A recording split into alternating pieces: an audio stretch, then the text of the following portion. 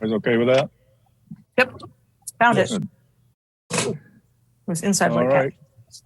Good evening and welcome to the December 7th meeting of the Falmouth Conservation Commission. This meeting is being held virtually via Zoom video conference and is also being broadcast on cable channel 15 and streamed online by FCTV. As this meeting is being recorded by Zoom and broadcast by FCTV, please be cognizant of what you say, how you say it, and what can be seen and heard in your background. I'd like to thank our staff for their continued support to this commission and their diligence assisting applicants.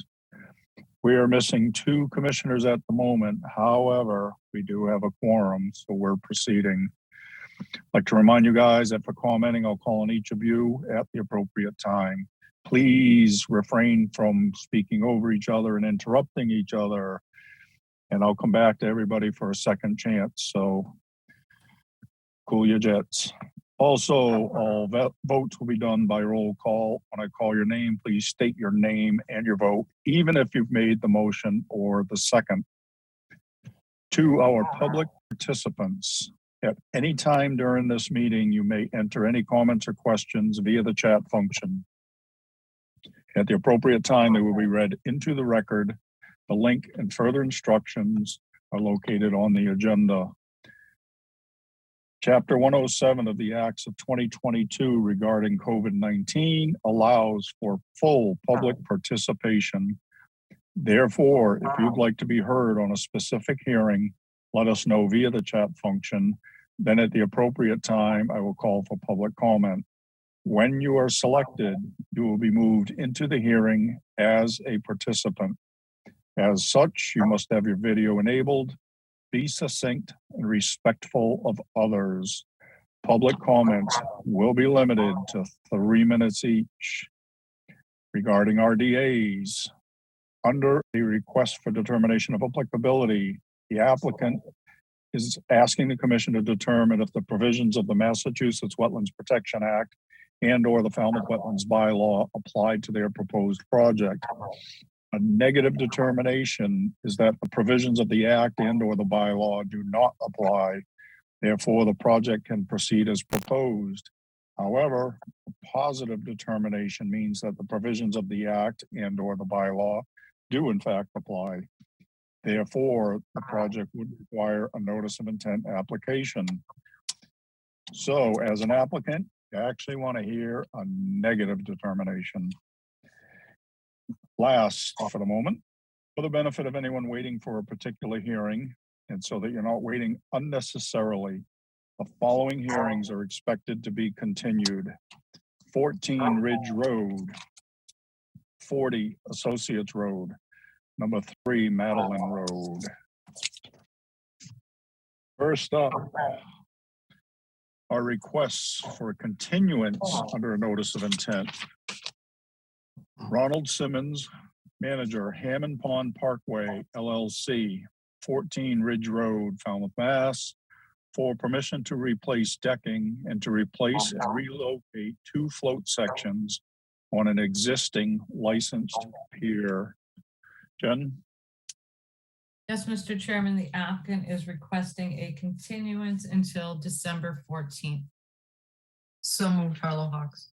Gladfelter, second. All right. We have a motion and a second to accept staff's, actually, I'm sorry, to continue this until 12/14. Betsy? Gladfelter, aye. Matthews, aye. Kevin? O'Brien, aye. Maury? Harlow Hawks, aye. Melissa? Bartok, aye. Steve? Aye. It is unanimous. We have continued this until 12/14. Next up, Robert A. Ament, Esquire, trustee, 40 Associates Road nominee trust, 40 Associates Road, Falmouth, Mass, for permission to reconstruct an existing licensed walkway in kind. Jen? Yes, Mr. Chairman, the applicant is requesting a continuance until July 19th. The reason being is that the day we continued it the last time, we received DMF recommendations. They are recommending that an eelgrass survey be done, and you can only do eelgrass surveys in June, July, and August. And we usually follow DMF recommendations. So the staff is instructing the applicant to do an eelgrass survey. Okay, Okay, so moved. Harlow Hawks, second. all right, we have a motion and a second to continue this until July 19, 2023. Betsy, Gladfelter, aye. Courtney, Bird, I. Matthews, aye. Kevin, O'Brien, I. Maury, Harlow Hawks, aye. Melissa, Sorry, Freytag, aye. Steve. No, It is unanimous. We have continued this until July 19, 2023. And for the record, we now have a full complement of commissioners. Thank you for your diligence. Next up, under the request for continuance, under notice of intent, Lisa Marie Akuri, 3 Madeline Road, Falmouth, Mass. For permission to reconfigure the driveway, construct retaining walls, reconstruct the deck and front landing, construct 2 patios and a rent station, remove invasive species and prune trees. Jen? Yes, Mr. Chairman, the applicant is requesting a continuance until December 14th. We received revised plans in the office today. So moved, Harlow Hawks. Gladfelter, second. All right. We have a motion and a second to continue this until 12/14. Betsy, Gladfelter, aye. Courtney, Bird, I. Matthews, aye. Kevin, O'Brien, I. Maury, Harlow Hawks, aye. Melissa, Freytag, aye. Steve. Patton, aye. It is unanimous. We have continued this until 12/14. Next up, request for determination of applicability. First up, Jeff McDougal, McDougal's Cape Cod Marine Services, 145 Falmouth Heights Road, Falmouth, Mass. For permission to remove and replace 1 12-inch piling to the existing licensed float within Falmouth Inner Harbor. Ms. Bergeron, Staff recommends a -3 under the state and -2 under the bylaw. Resource area boundaries are not confirmed. Bird, so move. Harlow Hawks, second. all right, we have a motion and a second to accept staff's recommendation. Any questions or comments? All right, Betsy, Gladfelter, aye. Courtney, Bird, I. Matthews, aye. Kevin, Brian, I. Maury, Harlow Hawks, aye. Melissa, Sorry, Freytag, aye. Steve. Patton, aye. It is unanimous. We have accepted staff's recommendation. Next up, Marcel, ARL, 4 Hinckley Road, Woods Hole, Mass. For permission to replace approximately 115 feet of existing water line and restore any disturbed vegetation. Ms. Bergeron, Staff recommends a -3 under the state and -2 under the bylaw. Resource area boundaries are not confirmed. Bird, so move. Harlow Hawks, second. all right, we have a motion and a second to accept staff's recommendation. Any questions or comments? Melissa? Yeah, I was just wondering, it seems like it's right on the edge of the water. Why did it not come to us? Was it just so obvious that the project was small or? Jen, you might be better at answering. There's that a question. seawall there, right there, Melissa, and we didn't really feel it was gonna be very impactful to the resource areas. It's a very small area. Is replacing water line? Oh, I'm thinking coastal water. I'm thinking wrong kind of water line. Okay, sorry. No, it's just a Delete that. small water line from the road to the house. I was thinking Yeah, ocean water line. Yeah. no worries. Okay. Forget my comment. Okay, bye. Sorry.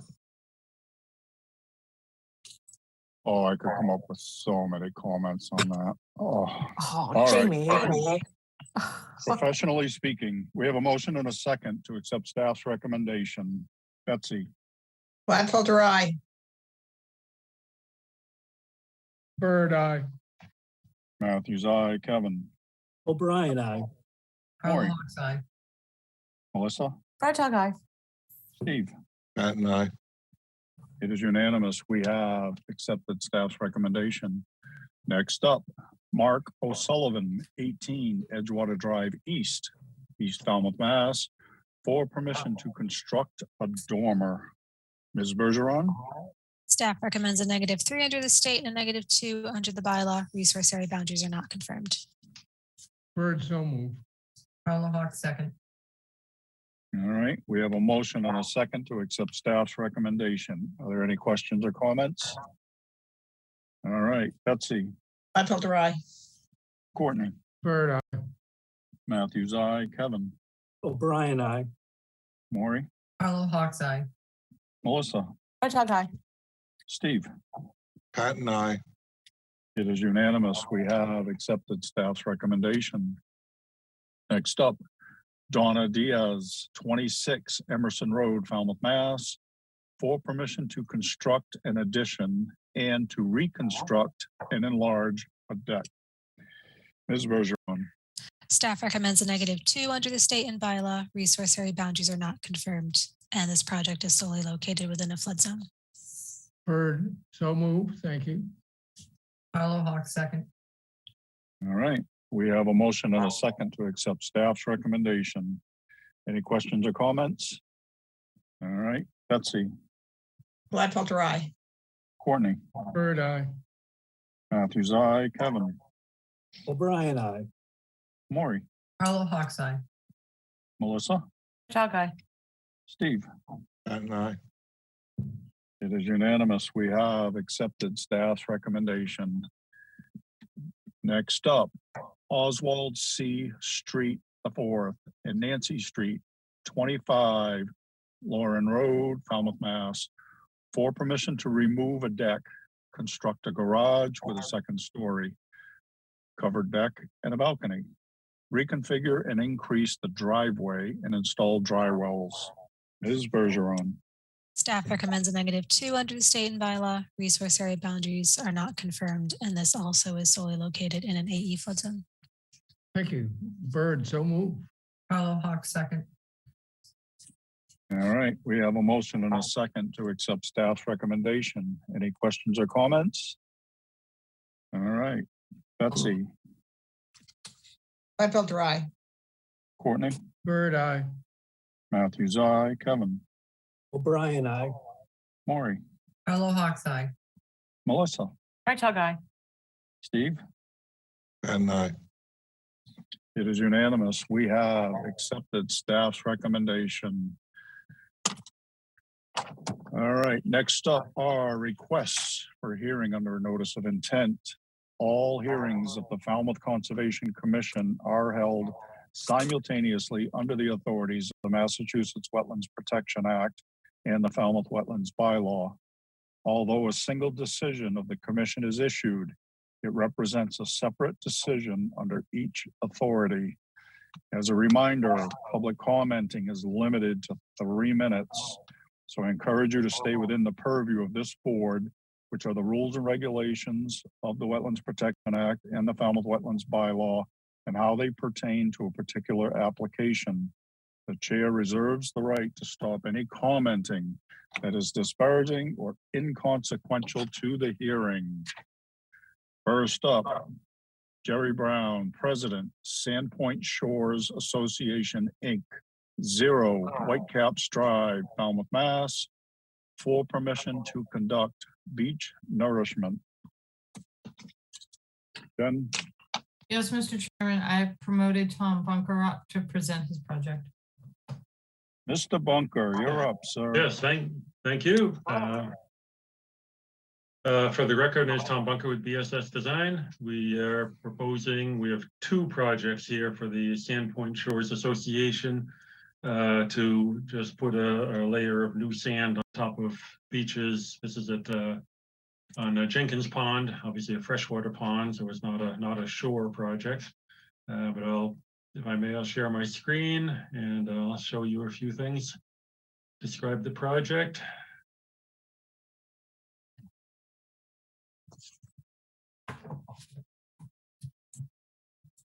Okay. So we're on Whitecaps first, right? Yeah, we have to do them separate, Tom. If I may, I could just go right into the second one. I don't know if you have to read the announcement first. It doesn't matter to me. And I'll, We have to do them separate. yeah. Sorry. So here's the aerial photo from the town GIS map. This beach here, it's on Whitecaps Drive, as you can see, and this is Jenkins Pond. Nice sandy beach, but it gets depleted from use of the nice sandy beach stuff. So we did a similar project, I think it was 19 years ago. And now they're coming back to put a little bit more sand on here. Let me see, the sand, proposing about 4,500 square feet in this area. So we have the main resource area, of course, is land under a water body, and there's an inland bank along here. Melissa pointed out in the staff report that in 19 years ago, we did show some willow trees and BVW down at the western corner here. There are still willow trees, definitely. They haven't been removed. You know, whether it's a wetland, I'm not sure. If you want, obviously I can get it flagged or have an opinion by LEC or someone just to make sure of that.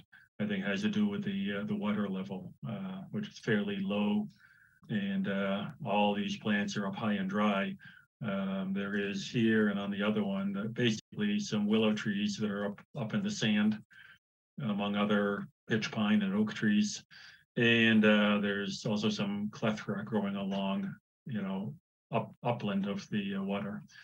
And if you need me to, I'll get that, have a wetland scientist take a look at that. The project is, they outlined an area right in here where they would like sand put down. They want to put in about 6 inches deep, 80 cubic yards. And if you've been out there, you notice there's a parking area here, and a new, it says in the narrative and on this plan, chain link fence, but they just put in a new white vinyl rail fence, and it's no longer the chain link. That's fairly recent. And their intent is to have sand delivered by truck and put it onto conveyor belt, which would bring the sand down. I just outlined roughly where a pile would be made at the base of the conveyor here, and a small bobcat or a dingo or tracked, not a wheel, but a tracked little machine for moving the sand back and forth here, and spreading it out on this location, of course, after the limit of work is staked in the location here. Of course, to get that down, they'd have to put in a ramp, which we have shown down here.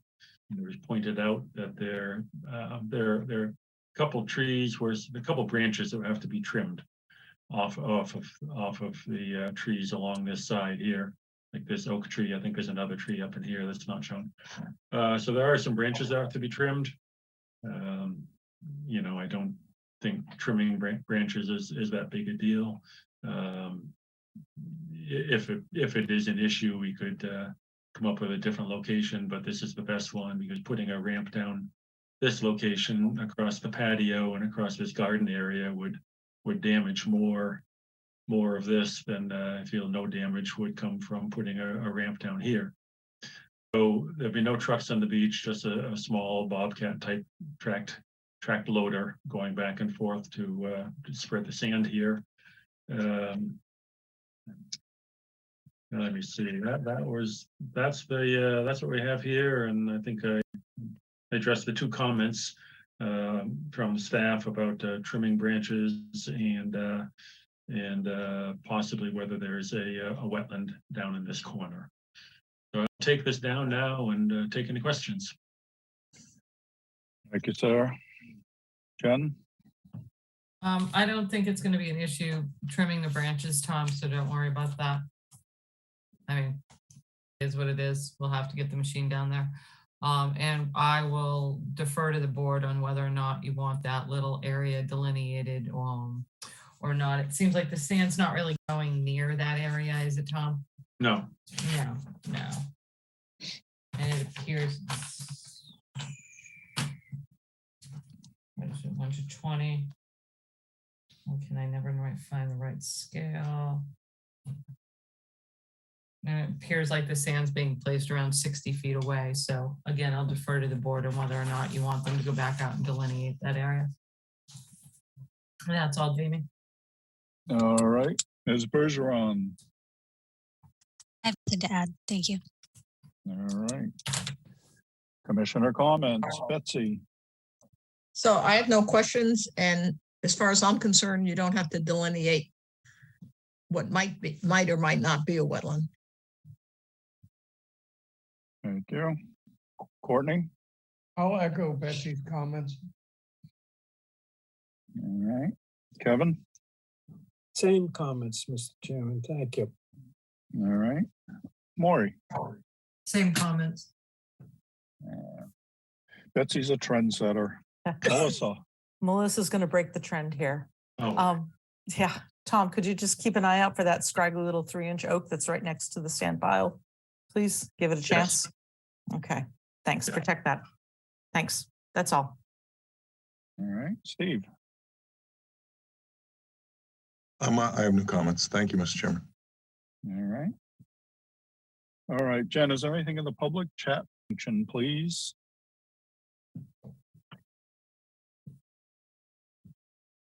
Doesn't appear to be anything in the public chat comment, Mr. Chairman. Thank you. All right, anything else anybody like to add? All right, So I'll make a motion to close the hearing and take it under advisement. Bird second. all right. We have a motion and a second to close the hearing. If there's nothing further. Betsy, Gladfelter, aye. Courtney, Bird, aye. Matthews, aye, Kevin, O'Brien, aye. Maury, Carlo Hawks eye. Melissa, Right, Tug eye. Steve. Patton, aye. It is unanimous. We have closed the hearing. Thank you, Tom. All right.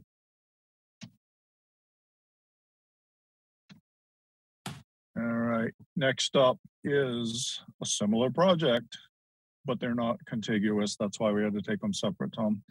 yeah. Next up is Jerry Brown, President, Sandpoint Shores Association, Inc.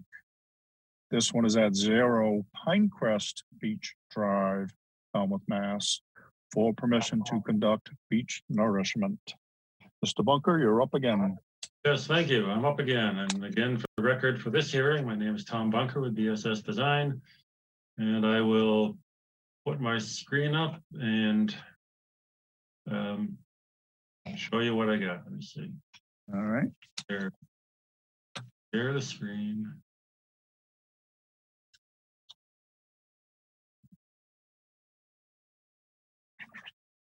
Okay, like before, I'll start off with a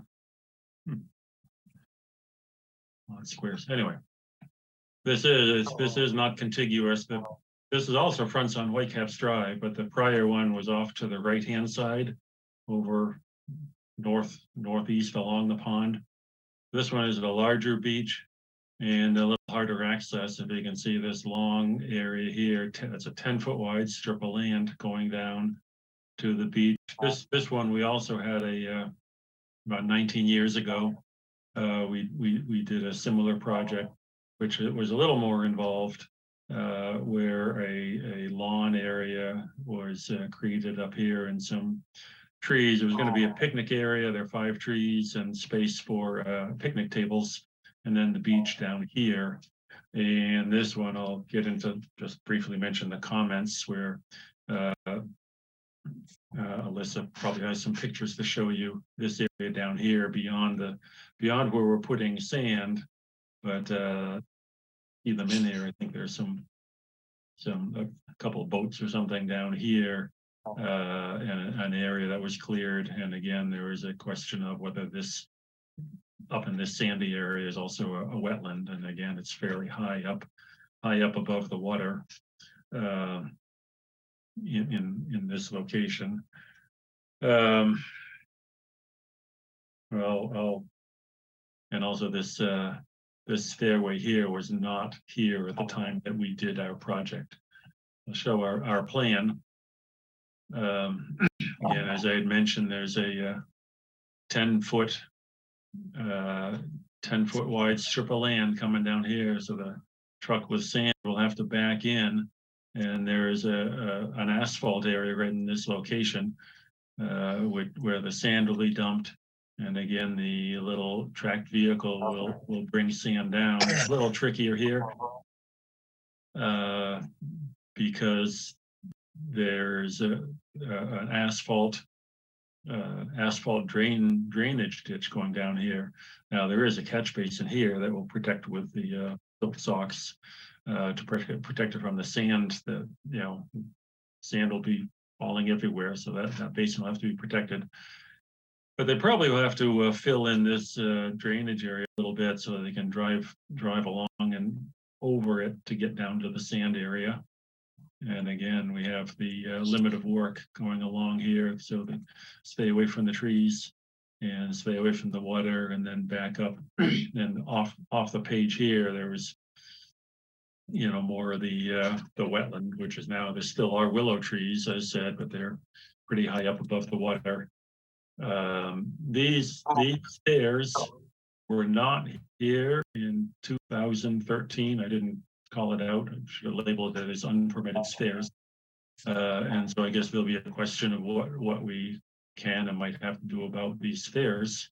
And basically the same thing about spreading sand on here through a tracked vehicle. There was also in the staff comments that these 5 trees here were being uplimbed. Now, I know when people are walking around trees, they want to cut the lower limbs off them. The crowns in general aren't in great health, but they're there, but they just don't have lower limbs. So that's the project, similar to the other one, but in this case, there's no conveyor belt and no ramp to set up, but it's a longer travel length for the loader to get to the sand down here, but same type of work being done. So I'll take this down, and I'm sure that Alyssa would probably want to go into some of her comments a little deeper. Okay. All right. Jen. Yes, Mr. Chairman. I would say that in this case, staff is a little concerned with the clearing done for where the boats were stored, Tom. So I would want somebody to go out there. I'm sure the willows are there because in high water years, I'm sure that, the willows are in water. Oh, yeah. But I'd like that area explored a little bit more since there was that unauthorized and unpermitted clearing in that area. So that we may have to have that area be restored. Mm-hmm. Yeah, that was noted. And isn't there an upland area near the beach? Because I think I remember walking like above the stone wall where the construction access is, that they could put maybe a rack to keep the boats on instead of keeping them right on the pond edge, right over there.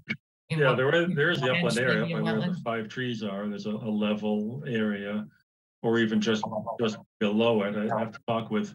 I know that a couple of association members are watching this. Okay.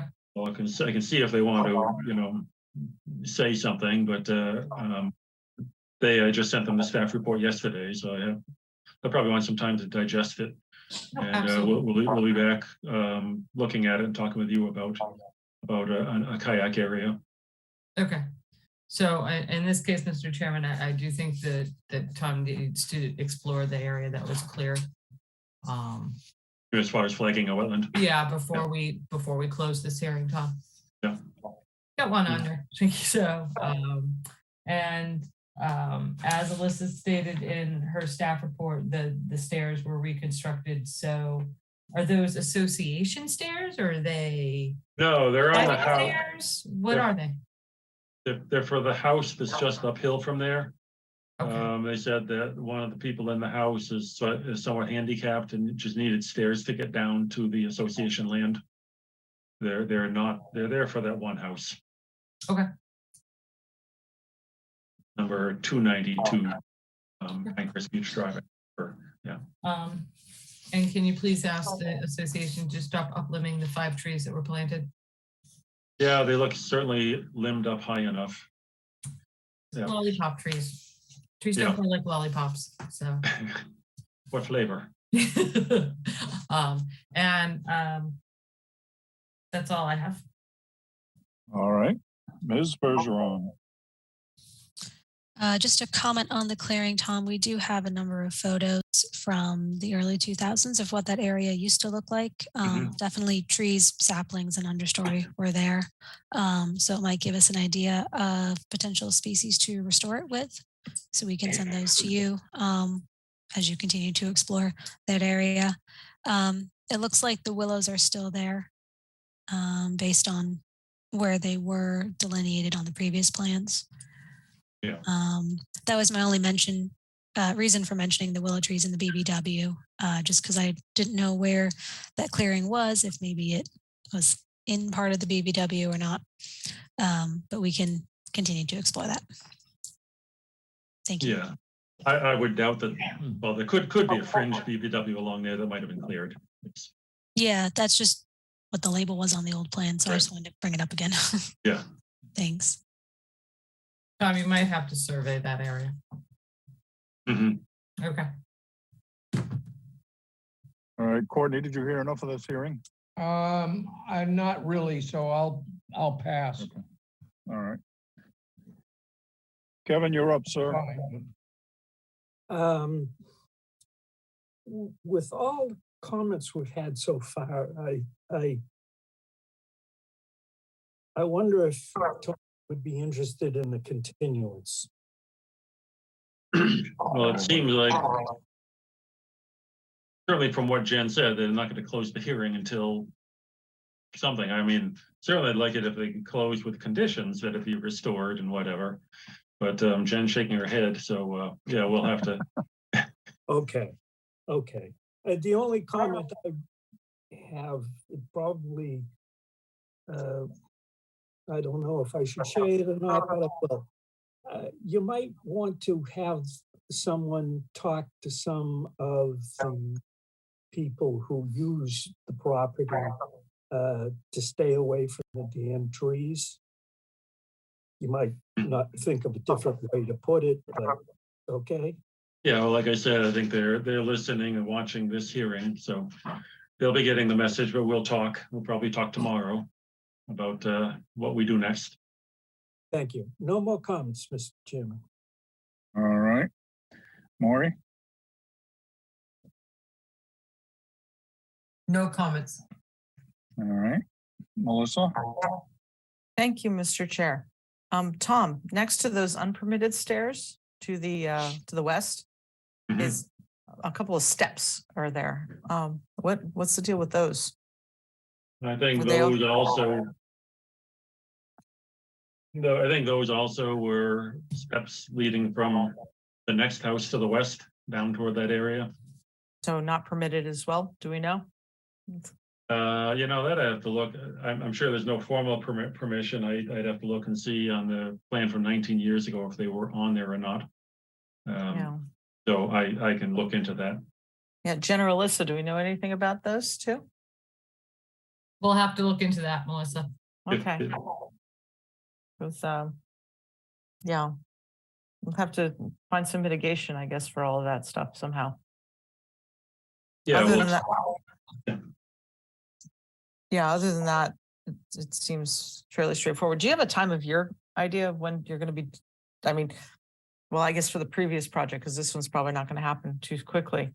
Were you gonna do it in the springtime or, I think they probably would do it over the winter or late winter, whenever it's available and they need time to get ready for it. So this one, you know, with the continuance, has to be a little later, but they don't need it until until late spring or summer, obviously. Mhm. Okay. Want to get it done by then. Mhm. Okay. Thank you. That's it. All right. Steve? No, I think I'm waiting for staff's comments. It's hard to know the historical of some places, but I don't have any current questions. All right. Betsy?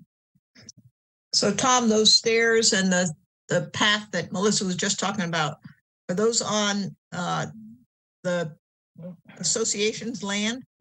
Yes. And has the association given permission for I mean, we know they're not permitted, but have they been given permission? Oh, probably, tested approval. I think they probably, somebody might have just said, yeah, if you need steps going down, they might have been said, yeah, build some steps, but I don't know. I'd have to ask them what type of permission. I doubt if, well, they wouldn't need an easement because it's association, but I don't know.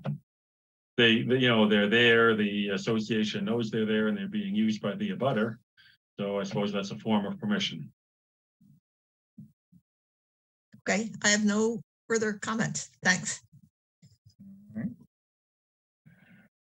All right, Jen, is there anything in the public chat function, please? There's nothing in the public chat, and it doesn't appear that anybody has their hands raised right now. Okay. All right. Any more comments or questions from the board? All right, Tom, you have a request for us?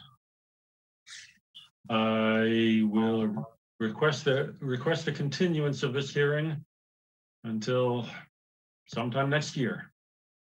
Tom, we have the first 3 weeks in January.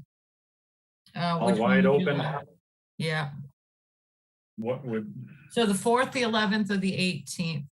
How long will it take to get your survey crew back out there, have someone go and look at the willows, and then meet with Alyssa and I and come up with a restoration plan?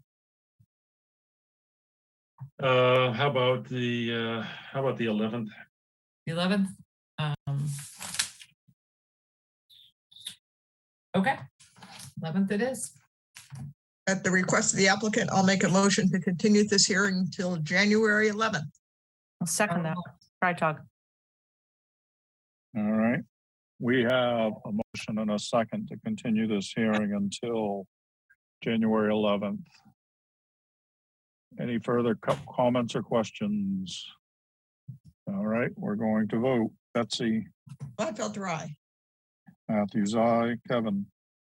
O'Brien, aye. Maury? Carlo Hawks, aye. Melissa? Tug eye. Steve? And, It is unanimous. We have continued this till January 11th. Thank you, Mr. Bunker. Thank you. Thanks, Tom. Yep, you. thanks. I'm still here.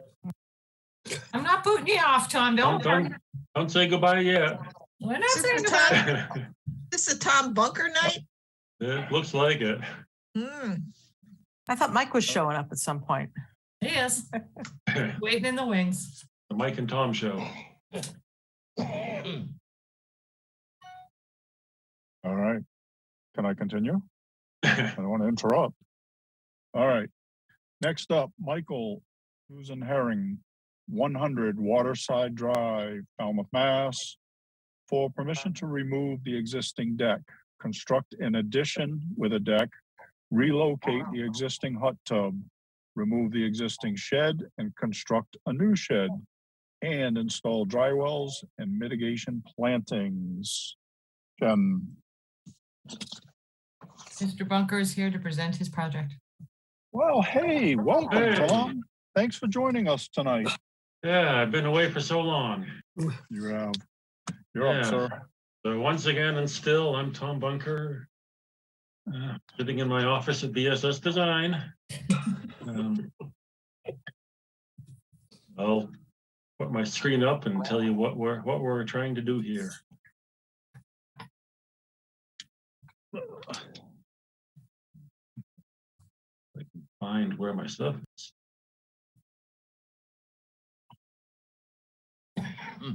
Okay. Let me see that. There we go. I'll Again, once again, this is the, starting out with the GIS map. There's a Waterside Drive up in the Seascape area. There's number 100. We have this area, the front's on Buzzards Bay there. Nice stretch of lawn. There's a groin, stone seawall, driveway, and the house you see with the deck on the water side. So this is our plan of same. Buzzards Bay, idle, land under the ocean. We surveyed out to low water so we could show land subject to tidal action. And then up here, there's a high water that runs along the base of this stone riprap wall, which is the top of which is the top of a coastal bank through here. This whole area is in a velocity flood zone. Velocity zone VE elevation 17 encompasses the entire like 2/3 of a lot or so, and then it turns into flood zone AE 14, and of course we can't forget the 25-foot wide Falmouth wetland regulations velocity zone in this location. So there's the beach up here. There's a little bit of coastal dune also in this location. Patio, brick patio up here. What's colored red is what's being removed. So there's some brick patio and some strange appendages are being removed. Hot tub and shed are up here. We say move or remove, but they're going to be, the hot tub will just be moved back to here. So it's no longer in the coastal bank zone A, and the shed is going to be taken out, but a larger shed replaced with a larger shed. And of course, this red is the deck that's going to be removed. And then the same property showing what's being added. So this is the patio with the removals. You can see from here, these objects here are dry wells, the low profile dry wells, the polyethylene dry wells to put in there. The new shed we put up here is larger. This is, I can't remember how big the other one is. It's 4 feet longer in one way. So the other, so it is a little bit larger. And this is the area that's being added. So the inner dark line is the enclosed habitable area, which is 200 square feet. It's actually 199 and a half or something. And then the outer shaded area is deck. I added, I hope it clarified it. So the existing deck all around here is 508 square feet, and the proposed deck and addition is 661 square feet. So it's only increasing, the structure is increasing by 153 square feet. And down here I have the calculation. So this habitable space, rounded it off to 200, it is 14 and a half by 14 and a half, which is 210 square feet minus the size of the chimney, which the existing chimney.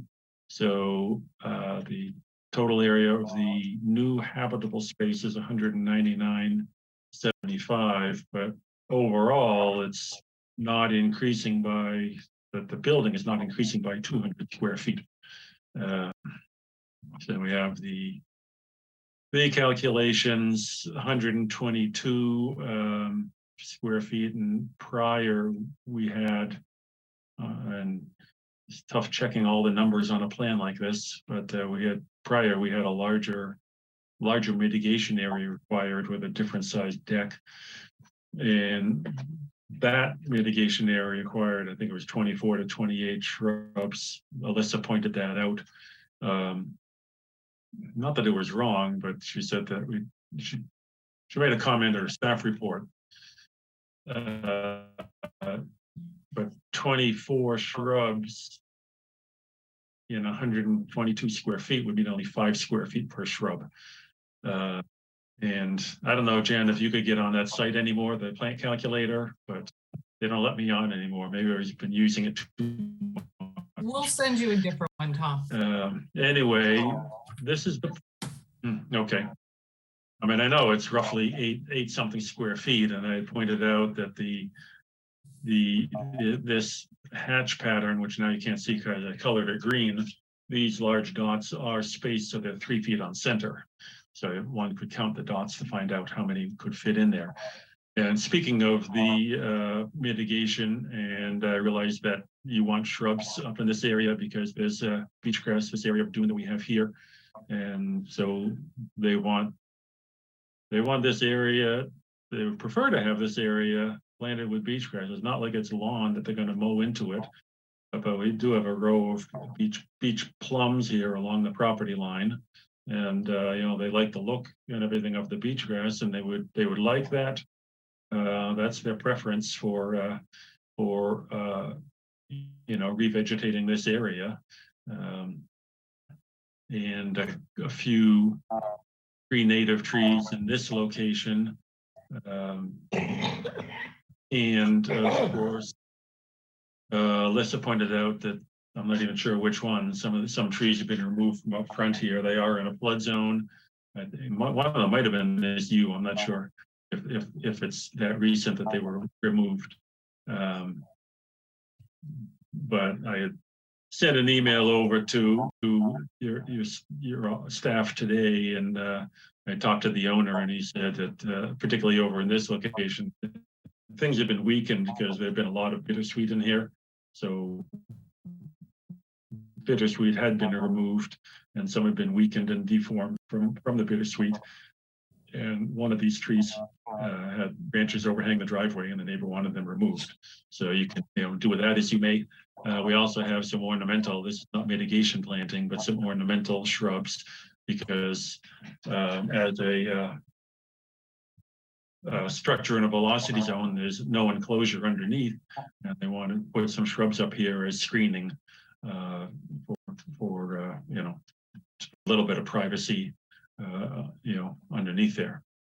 And this oak tree, they really do want to keep this oak tree, and I have it noted that if it can't be saved, that the tree will be replaced. And that's our project. Take all the comments now. Thanks, Tom. Okay. Jen. Yes, Mr. Chairman. So Tom, you're saying that the increase from what was there to what you're proposing is no larger than 200 square feet? Yes. Just to clarify, okay. Then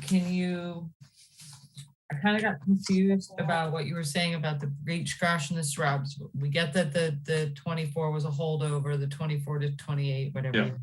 was a holdover. You're right, can't fit that many in. You can fit about between 13 and 15 in there, that's fine. Yeah. Does your client want the beach grass approved in addition to the shrubs or instead of the shrubs?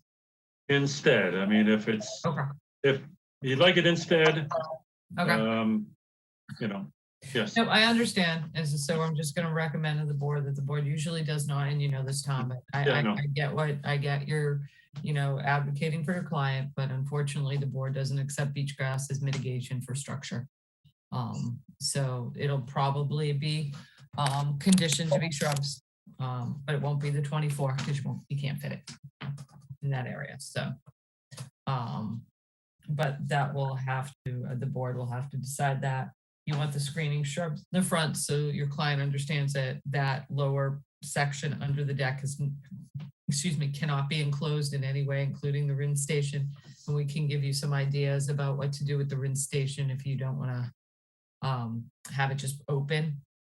Yeah, I said possibly the rinse. I don't know if we can put in, like stainless steel or some tubing with like sailcloth. Yeah, that type of thing. Yeah. We've seen that on a couple of sites. It seems to work, and I think you have addressed everything else in the staff report.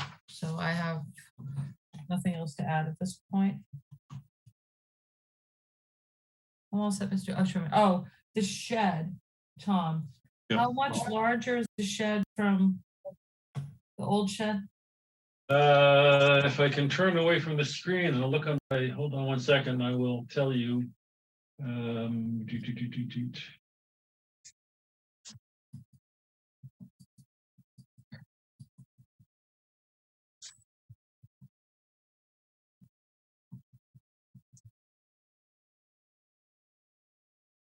The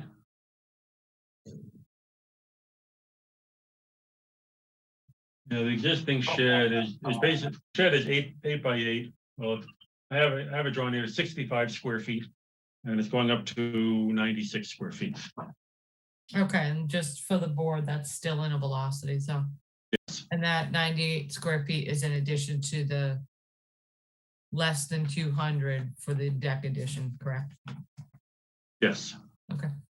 All right. The total on the plan, in the very top of the page on, oops. Unfortunately, you don't have, I have to put it up again, but the total coverage increase, was just 100 and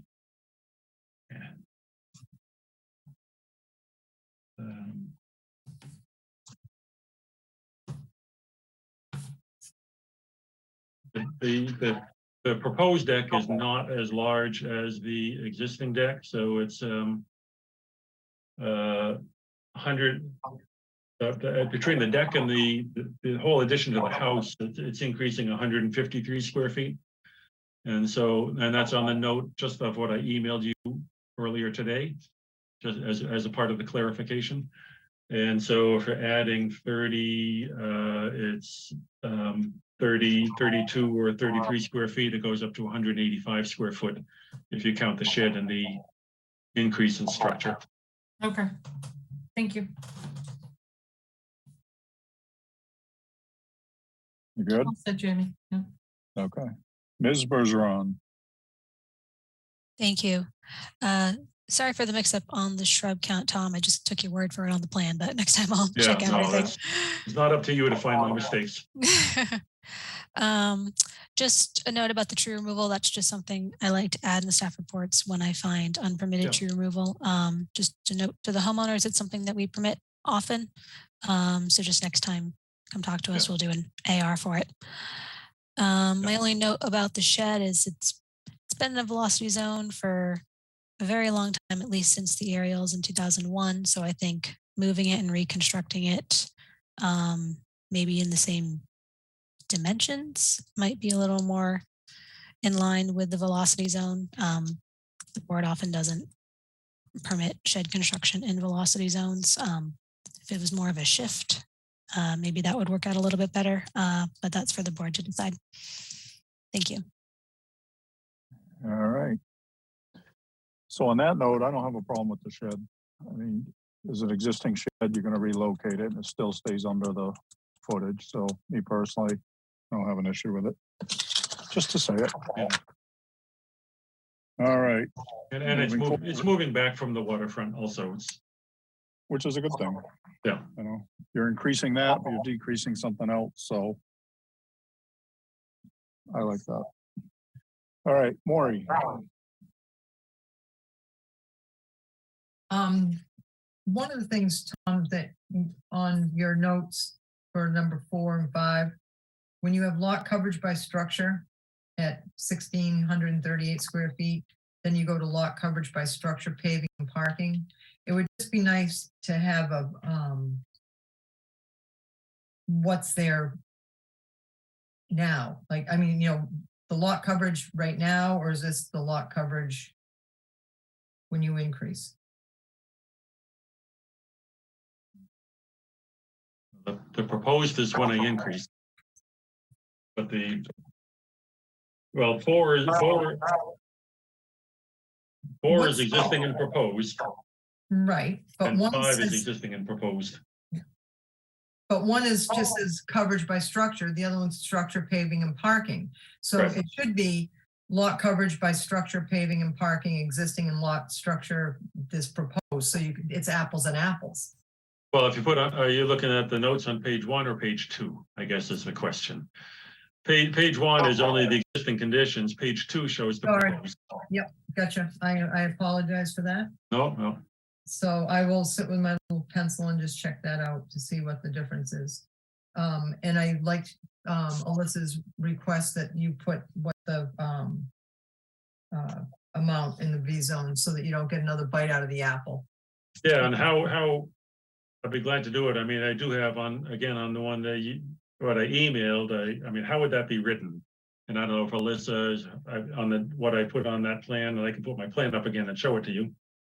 But what type of note would you want to I would have memorialize that? On this plan dated blah, blah, blah, that you've added 200, I'm just gonna say easy number, 200 square feet in the V zone. That means that you can no longer add any Right. more in the future to the V zone. You're So if I done. can I put mine back up again just to show you the note? Or Yes, sir. No, that's what, I'm just saying that I liked Alyssa's comment. yeah. And I agree, so there's no doubt about it. Because-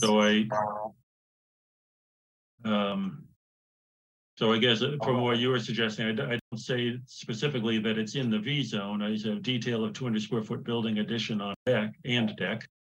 But however you might want something worded, I'll put it on. Well, either that or we can just put it in the findings that there's no further expansion of anything in the V zone. No sheds, no water stations, no, kayak racks, nothing, because you've already used your 200 square feet. You're empty tank now. Thank you. Right. All right. Maura, you're all set? All set, thank you. All right. Melissa?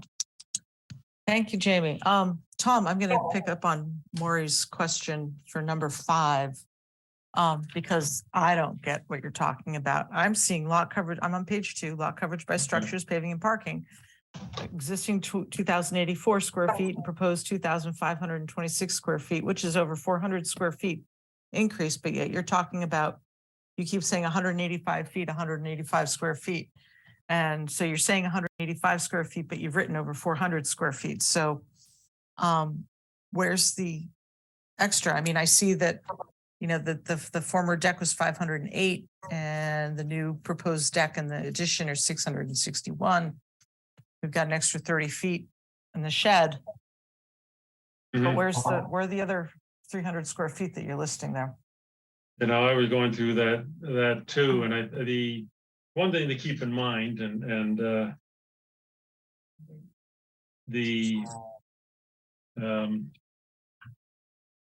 And you've reduced the patio as well, so. right, where's I the know, and increase? I was looking at that just today as I was looking at this plan. But I mean, one thing I was going to say, you keep in mind that these notes here are more zoning notes, but it still has to. I know it still has to add up properly. Yeah, But and I thought I had it figured out earlier today when I'm looking at it. You were asking me. I can't say exactly where that comes from because it's not that much of an increase. And I did check the coverage by structures, but I would have to look at that. But I mean, it's I did check the coverage by structures. The coverage by paving has gone down, and the coverage by structures is not increasing by 400 square feet. So I'd have to check to see exactly what that number is, but it's again, that might have been a number left over from the previous plan when the deck was going to be bigger. so I'm on a plan that's stamped November 22nd received. Yeah. Yeah, Yeah, we had prior drafts of the plan. And again, it's difficult. Yeah, it's difficult checking every number on when sizes of decks are changing. but if this is the plan that you're submitting, the November 22nd plan, and it says 400 square feet. Oh, I know added, that. then we got to mitigate for 400 square feet. No, because it's not that much. I mean, again, this is a zoning coverage thing. The numbers in the mitigation calculation numbers are correct. And I can go through it and I get a plan to to Jen tomorrow. Okay, You know, and I think still it's pulled over, and I know it's a plan that I stamped, but it's difficult to check every number on a plan. It's a holdover, I think, from when the deck was proposed to be bigger, same as the amount of planting was larger also. okay. Another question, the hot tub, I know you've moved it back from the edge of the water there, but it's still in the velocity zone. You Mhm. move it back further to behind the little stone wall there and put it back towards the shed? Well, it's still in the velocity zone. Yeah, I know, but at least it's where the boat used to be. You know, and it's a little more protected back there. You know, that's something I'd have to ask the owner if. Yeah. Did you mention that we- we're given a red flag on that one? I mean, it's, or even on the other side of the deck, you know, where you've got the, and move it into the B as opposed to in the A zone. And behind the, ornamental screening shrubs, quote unquote, that you've got drawn in there. I understand they probably want to have a view of the water from their hot tub, but Right. you know. Well, it's still an improvement moving it back. It is an improvement moving it back, definitely. And then a question about the addition on piers there. How high above the ground is that addition going to be? I mean, it's got a rinse station below it. Is the whole deck gonna be 6 feet off and then the addition's off the deck? Is that, I'm trying to envision. The floor of this addition is at elevation. I actually have some architectural plans that I sent. I can show them to you, but the floor, this addition, the floor conforms to the velocity zone standards for height and construction. Okay, And so the velocity zone is elevation 17, and Mhm. the top of this piers and the lowest horizontal structural member have to be 2 feet higher than that. okay, So it's it's up at one of these- elevation 19, and you see there's a contour 10 down Yep. by the I see the walkout. contour. So it's 9 feet. There's 9 feet of space in there. So it's basically a second story addition. No, it's first because the existing house is 19.4. Yeah. And this is going up to It's- 20.4. So it's inside the house, it'll be 2 6-inch steps going from the existing house up to that addition. But we had to raise it a foot so that this addition conforms to the height requirement of the velocity zone. Mhm. Okay, so with the added 30 feet of the shed in the velocity zone, I'd like you to consider moving that hot tub out of it if you can, and figure out those numbers, please. It's, Yes, yeah, it doesn't seem right. No. You're right. Yeah, But I know I went over the mitigation numbers over and over, and that number off to the side. yeah, well, the mitigation numbers though don't match the 400-foot. No, I know, Yeah. but I went Yeah. over what's shown in the mitigation calculations, and that number over there, you're right. It doesn't, it's questionable. Yeah, so please, I will polish that correct up. that. Sorry, that's the teacher in me. Yeah, okay. No, Okay. I don't get a gold star. No, no gold star today. No further questions. Thank you. All right, Steve. Mr. Chairman, I agree philosophically with what you were saying. I think a reduction in size of the shed, definite improvement. I mean, and moving the shed out of the immediate area, reduction in the size of the deck is another positive. I'm happy when these projects move in that direction. I understand everyone else's points, but I thought I followed the numbers a little better than some. Okay, thank you. All right. Betsy? I agree with you, Jamie, and Steve about the shed. It's being moved. It still will be under, they don't quite have the 200 square feet, Maury. So Yeah. Tom will have to give, it's something like 178 square feet or something. And I don't mind where the hot tub is. I mean, it's pushed right against the house there. If they get a velocity zone wave there, it's really not going to matter whether it's there or behind the house. And so, you know, I think that people have a right to have a view of the ocean. All right. That's all, Jamie. Okay, Courtney. Basically, I'll go along with Steve's and your and Betsy's general comments. I do think we just need to tighten up all these calculations so there's no ambiguity. But I don't have a heartthrob about the location of the hot tub. You know, it's nice to sit in the hot tub and look at the view, and rather than the front door. And the shed being where it is good. But I think we need to get any ambiguity about calculations, particularly where this is so critical, straightened out. All right. You good? Other than that, I'm fine. All right. Kevin. I can't think of anything to add, so I will just say no questions, Mr. Chairman. All right. All right, Jen, is there anything in the public chat function, please?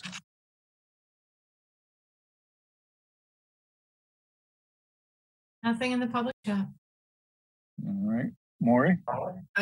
could I ask Tom a question? Oh, yeah. Yeah, So yeah. the shed and the hot tub, what is gonna be the final square footage of those two items? The shed is, it's an 8x12 shed, that's 96 square feet. And so it's increasing by 32 square feet. The hot tub is, you know, I've drawn the same as the other one. The hot tub is 74 square feet. But that's that's the existing one, it's just being moved. Okay, and the only reason I'm asking that, Tom, is there is no increase in those two items. The that are gonna shed, be moved. well, as drawn, the shed is increasing. They're from not an gonna 8 exceed the 200 square feet. by- Right, And the reason that concern, that I'm now a little better with it, because I would not have supported anything moving back, because as soon as we say, just because we move it back further on a V-zone line, are we gonna start going down the slippery slope where everybody's gonna say, well, it's still in the V-zone, but we did move it back. And then all we're gonna be doing is having stuff in the V-zone, but it's moved back. It's still the V-zone. So thank you for that clarification that we are not increasing those two items in the V-zone. We're just moving them back in the V-zone. So I'm Well, okay. well, no, I mean, Maureen, the shed is being increased. It's from an 8x8 to an 8x12. As we have it drawn. But the two of them combined are not exceeding 200 square feet. No, there's an increase in the V zone in something with the deck, right? Right, that's a calculation we're not sure about yet. The hot tub and the shed are clear. They're 170 square feet total. Yeah, but the hot tub's already there. And the shed is larger than the original one. than I know the existing hot one. tub, but the hot tub's already there. We're not Yeah. adding any square footage in the velocity zone because of the hot tub. But the But shed's we still in are the hot tub. adding 32 square feet of Shed. shed. So that's 32 square feet. And then isn't there additional square feet For the addition. in the addition? 150. The addition is 100, the addition, including the deck, that whole structure is going up 153 square feet. So 153 Yes, and 185. We're fine. 185. So they get 15, they have 15 square feet of the apple left. Yeah, thank you. That was a clarification you were looking for earlier, Maury, right? Yes, thank you. Yeah. Yes, And that's a Okay. finding that we will find. we'd like in this order. All righty. Tom, are you clear on what you're being asked to clarify on the other numbers? Just and note number 5, the proposed, the existing or the proposed coverage by structures, paving and parking. All right. I mean, all of the calculations just to make double, triple sure, but those in Yeah. particular. Okay. Well, just so you know what we're expecting. So. Yeah. Are there any other questions or comments? There's nothing in the chat function. Tom, you have a request for us? So what? You have a request for us? I don't know. Maybe- Do you need a continuance to do this? I mean, I think some of the commissioners are still confused about the calculations, Tom. So if you could clarify them and get us a plan. I don't know how fast you could get it to us, but if you get it to us by the end of this week, we can. I can work on it now. I can probably get it before Mike Porcelli is done. Yeah. and we can- Sitting, Hey, the Mike, computer's the right- challenge the is- Well, computer's why right here. don't, Tom, why don't we continue to next week and then you Yeah. can triple check and quadruple Yeah. check. And if you get me the plan by Monday and we can get it to the commission and everybody will be happy and satisfied. So based on that, man, I'd love to request a continuance for 1 week to do more math. So moved. Gladfelter. Second, Freitag. All right, we have a motion All and a right. second to continue this until 12:14. There's nothing else. All right, Betsy, Gladfelter, aye. Courtney, Bird eye, and if he doesn't make it clear, I'll bring coal. Matthews, aye, Kevin. O'Brien, aye. Sorry. Freitag, aye. Oops, sorry.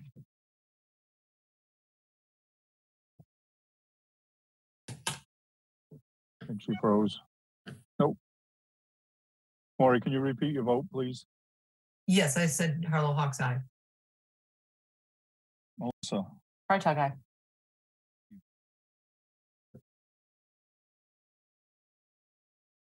Steve, you there? Aye.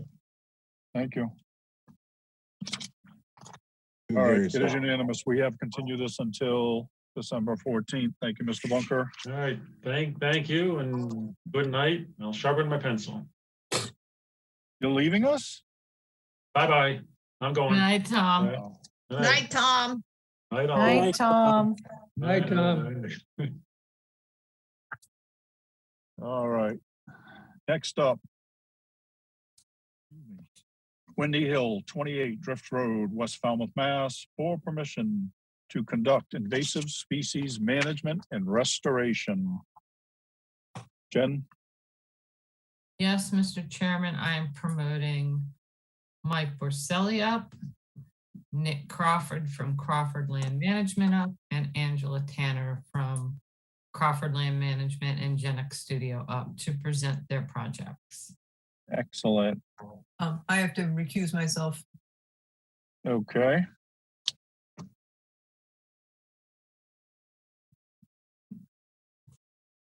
All ready, All Mr. right. Chairman? Well, Sally, we're going to let you start. Thank you, Mr. Chairman. Members of the commission, for the record, Mike Borselli, Falmouth Engineering, and I represent the applicant along with Angela Tanner and Nick Crawford from Crawford Land Management. And I'd like to share my screen with your permission. Sir.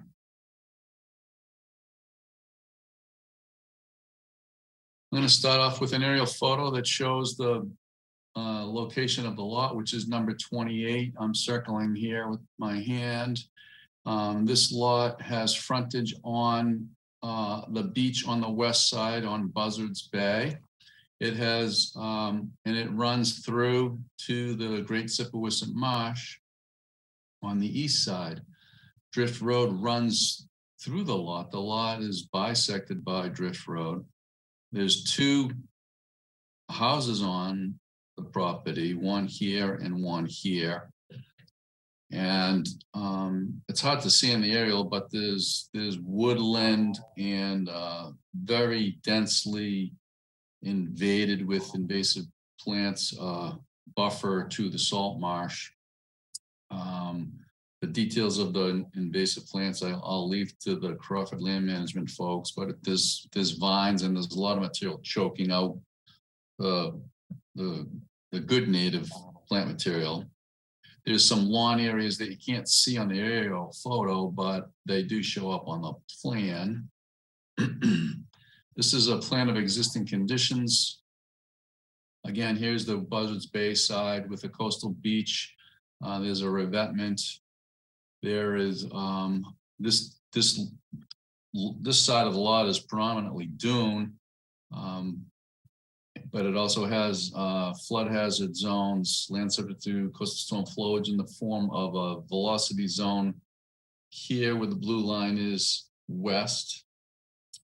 And then there's an A zone from the blue line east, and then there's another A zone wedge in here that's a different designation. I'm looking for those numbers now. An AE, I'm sorry, this is also a velocity zone. There's a V zone wedge here, and then from this line all on the east side, the rest of the way towards the marsh is an AE zone. The work that we're proposing is on the east side of Drift Road. And on the east side, the wetland resources include a salt marsh land subject to coastal storm flowage. And this entire lot is also in the Great Sippo-Wisset Marsh District of Critical Planning Concern. This is predominantly an existing conditions plan. I've outlined with some lighter shading where the house is, and there's a shed, and there's an edge of clearing that I've outlined here. And there's a significant area of buffer, vegetated buffer that's invaded with the invasive plants. And then there's a boundary on the south side that's also invasive plants. And that's where I turn it over to the Crawford Land Management folks for their expertise in describing the actual details and means and methods to do the invasives management in the buffer restoration. And with that, I'll stop sharing and I'm available for questions. And they're going to make their presentation. Hi, my name is Angela Tanner. I'm here from Genic Studio and Crawford Land Management. Do I have permission to share my screen? Yes, ma'am. Okay. So I have the restoration plan here. And basically what we found on the site is that the majority of the naturalized area has a fairly native tree population, with the exception of some European elms, which are mostly along this southern side of the property. And the tree canopy is fairly healthy, other than some locations that are inundated with some of the more aggressive greenbrier and Virginia creeper vines, which are native, but when left unchecked, they're kind of crowding out the understory. This area down here along the marsh is a fairly healthy native shrub buffer of bayberry and high tide bush. There's the marsh grasses down in here are pretty healthy. But the understory underneath the healthy native tree canopy is almost exclusively non-native honeysuckle. And there's almost no ground cover at all, with the exception of a little bit along the edges. This lawn area is actually not grass. It's not turf grass. It's actually a southern switch cane, which has been mowed. And some of that switch cane is infiltrating the edges where there's some light here. So what we would like to do is to remove all the invasive honeysuckle and restore that understory to something that has more biodiversity and some layers to it, so that it's not all just a monoculture of shrubs, but also has a lot of the herbaceous grasses and sedges, wildflowers. We are proposing to use some huckleberry sod. So this is the plan, the proposed plan, showing we have 12 different types of shrubs that are proposed. And we also have a variety of this herbaceous layer, which we have tried to create more open pockets to place those in because it's very hard to establish those if we have that uniform layer of shrubs across the site. So we've kept the shrubs mostly to the edges and then have some of the pockets in the center for this herbaceous layer. And then we also have the whole area that we are proposing to seed with a restoration seed mix. And then the plugs of the grasses and herbaceous material will also be placed in and amongst all of those areas. And the way that we determined how many shrubs to put in here is we know that Falmouth wants to have invaded areas restored to a similar density as it was before. And this density of honeysuckle is actually not as much as you would think. We actually did a count. It's pretty uniform, but the numbers of them aren't as many as you would think. So these are 3 plots, 40-foot diameter plots that we went in and we measured all the trees. We counted all of the species that we found within those plots. We listed what those were in each circle. And then because this entire woodland area is not actually surveyed, we had to have some way of coming up with a number. So we extrapolated the counts from each plot circle across the entire site. And so that's how we established what our benchmark, our target number of shrubs would be. And basically what we did was we agreed that we would not want to plant right up against trees. So we took out a little bit of square footage for each tree. We took out square footage to maintain 2 paths along the property line here. This was at the recommendation of Alyssa, the agent, but also we do on many projects so that the invasive species from adjoining properties can be kept at bay more easily. So basically we determined that there were 300 approximately honeysuckle shrubs reasonably estimated.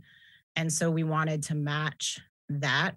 So we have our proposed shrub count is 325.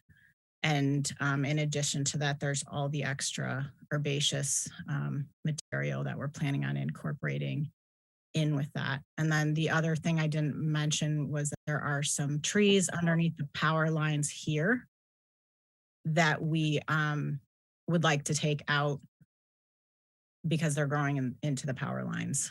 And we would also like to remove the elms that are along this edge, and there's one in here, because to us, they look like they're seeding themselves because there's enough of them popping up that we would prefer, if we're restoring this back to a native habitat, we would prefer to be able to remove the non-native elms. And that's my side of it, if you have any questions. Thank you, Angela.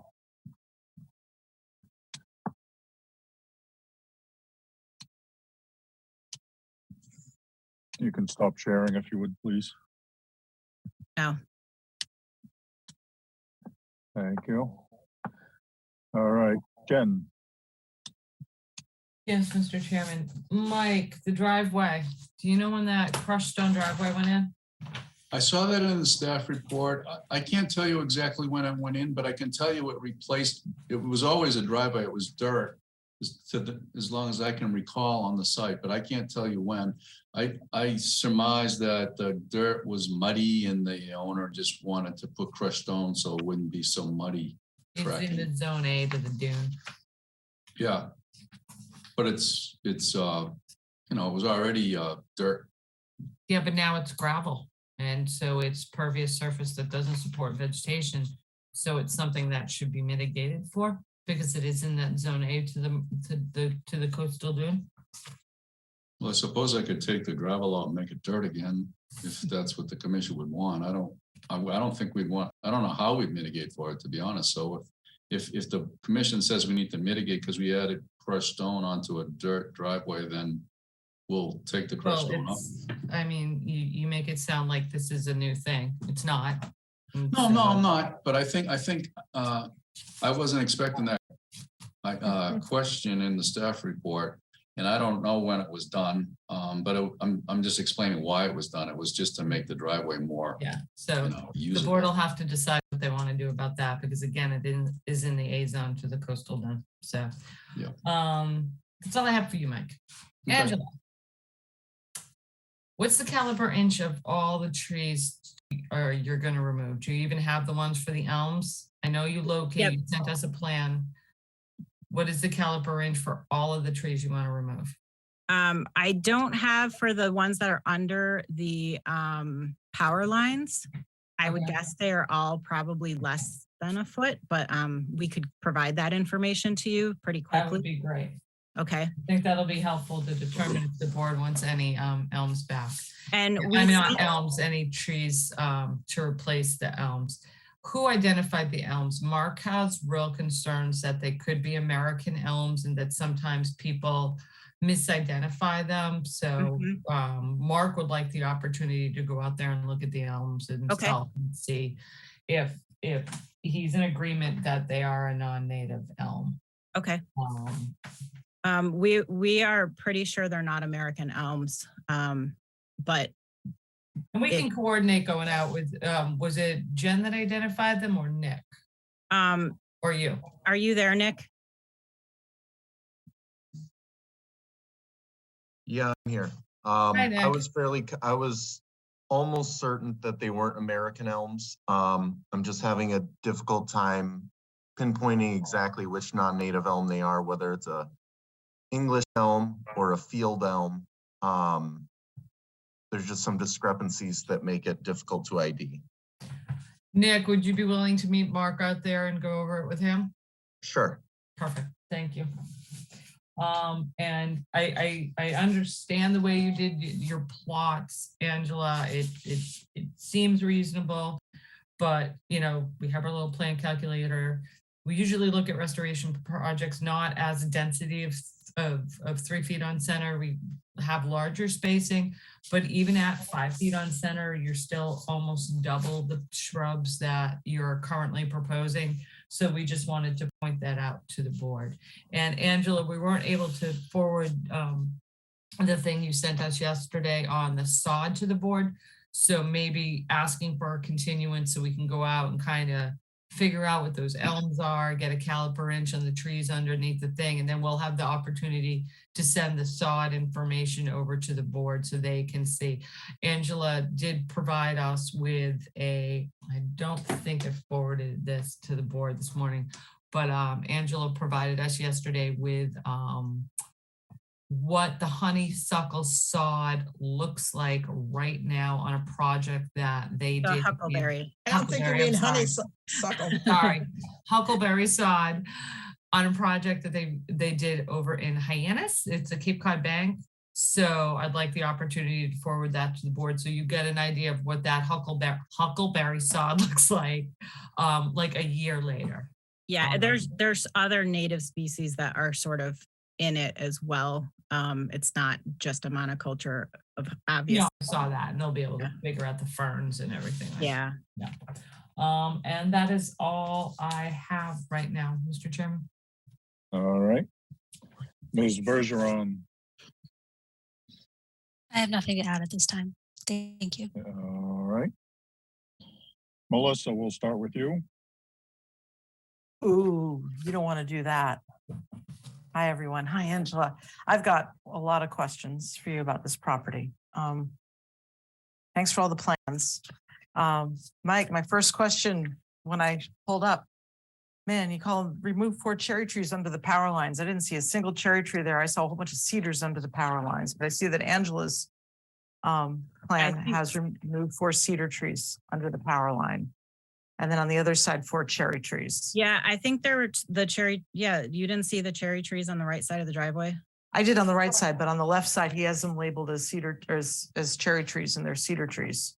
So unless there are cherry trees there that you're planning on removing, because your plan says cedar trees and Mike's plan says cherry trees for the left side of the driveway. Oh, I assume you're talking about the cedar trees, right? There was something else there that I couldn't identify, but I'm not- there were some of the elm trees under there too. We can double check the tree labels. If my draftsman mislabeled them, she'll be fired tomorrow. okay. Or I'll be fired if I got them wrong, so. No, well, I saw cedar trees, so, I think I saw cedar trees too. yeah, okay, so, We'll yeah, check labels, that. good labels would be nice. So let's start on the left-hand side. When poking around through there, there's a stone wall in the brush there. Is that, which side of the, is that a property line in there? It's not on Mike's plan anywhere. It's a rock wall. And, On the south side? yes, Yeah, south that's, side. that's approximately the property line. It's evidence that this used to be wide open Yeah. field at one point, and it's grown in. Well, all and Cape it's- Cod was a wide open field Yeah, when we took it and all it's so down, so. thick now, we can't even get a survey crew in there to locate the wall. I mean, if you, Well, I saw it. yeah, you I can was- see it, I but was in there. surveying it's different. Like- Okay, so is that gonna be in the way of your path? I mean, which side of the path is it on? I'd like to see that wall. If it's on this property, it would be nice to have the wall on the plan. Because my guess is that your path goes right over the wall there.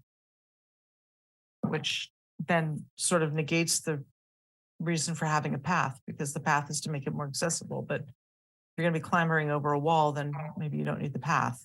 Well, I mean- I think that the purpose of the path is to maintain a buffer between the restored area and the non-restored area. I mean, for all intensive purposes, it wouldn't matter one way or another if it was just grass, if it was stone, if it's a wall, so long as there's a barrier just to break up the two areas.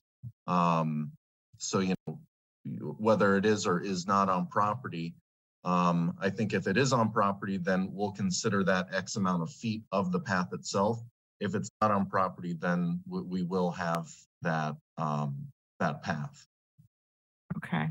I can attempt to locate the wall, but I'm explaining why we didn't. It's difficult for Yeah. surveyors to get into that kind of area with survey equipment to measure features like that.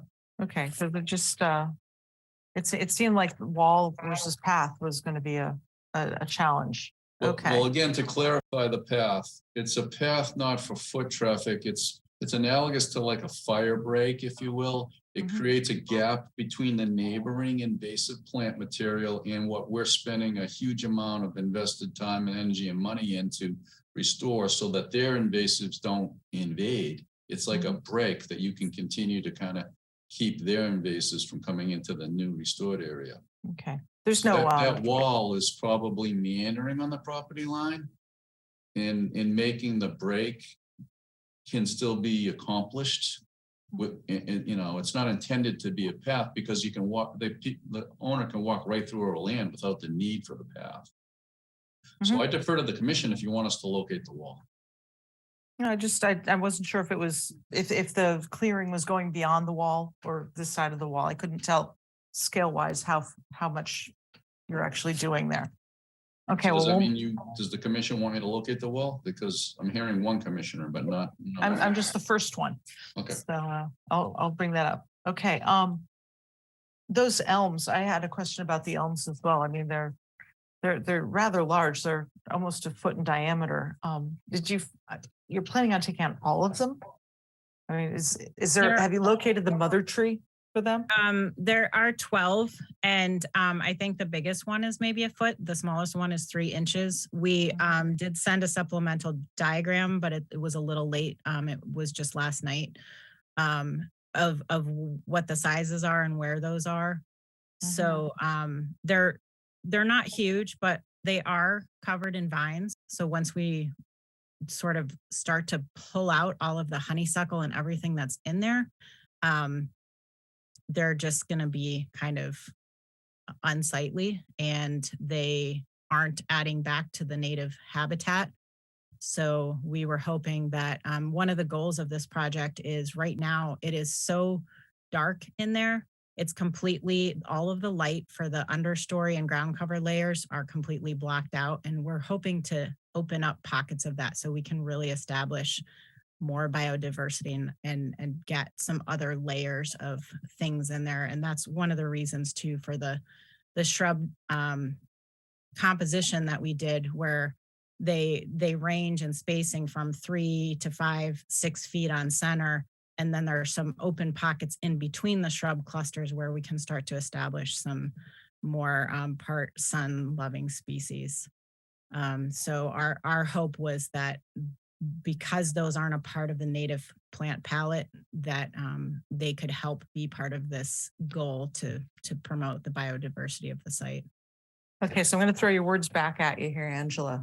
You're talking about more biodiversity.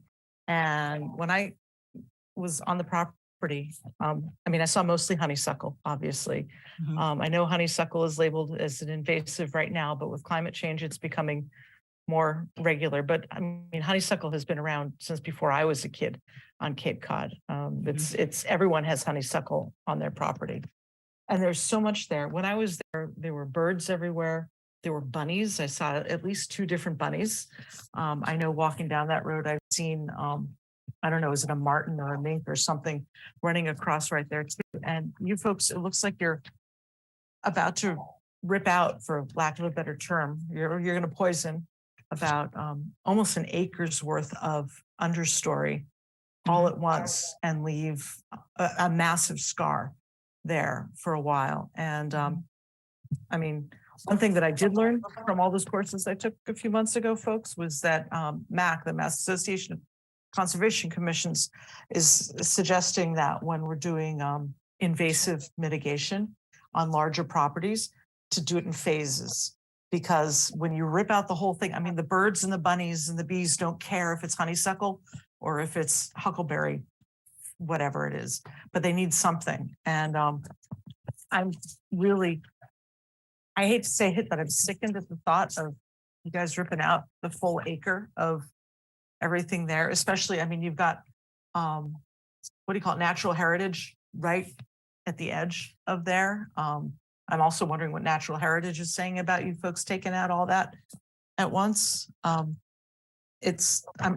hoping that maybe you'll think about phasing this, you know, maybe doing the left side and then half the right side, or, you know, doing the back half and then the front half or something like that, because this is, I mean, it's a very wet site. It's one of those, it's what is it, a DC, PC, ACEC, you know, whatever it is zone, excuse me. I'm getting tired. And it just seemed like an awfully violent act to denude the whole thing and to uproot everything I mean, even when I was there, I mean, as I left, 2 bunnies crossed in 2 different directions right in front of me. Yeah. Maybe also because you wanted to wait until things were 80% dead before you started replanting. That's a long time to have a new piece of property there. And on top of it, the quote unquote restored previous restoration area across the street is pretty bare right now. I mean, that's basically sand.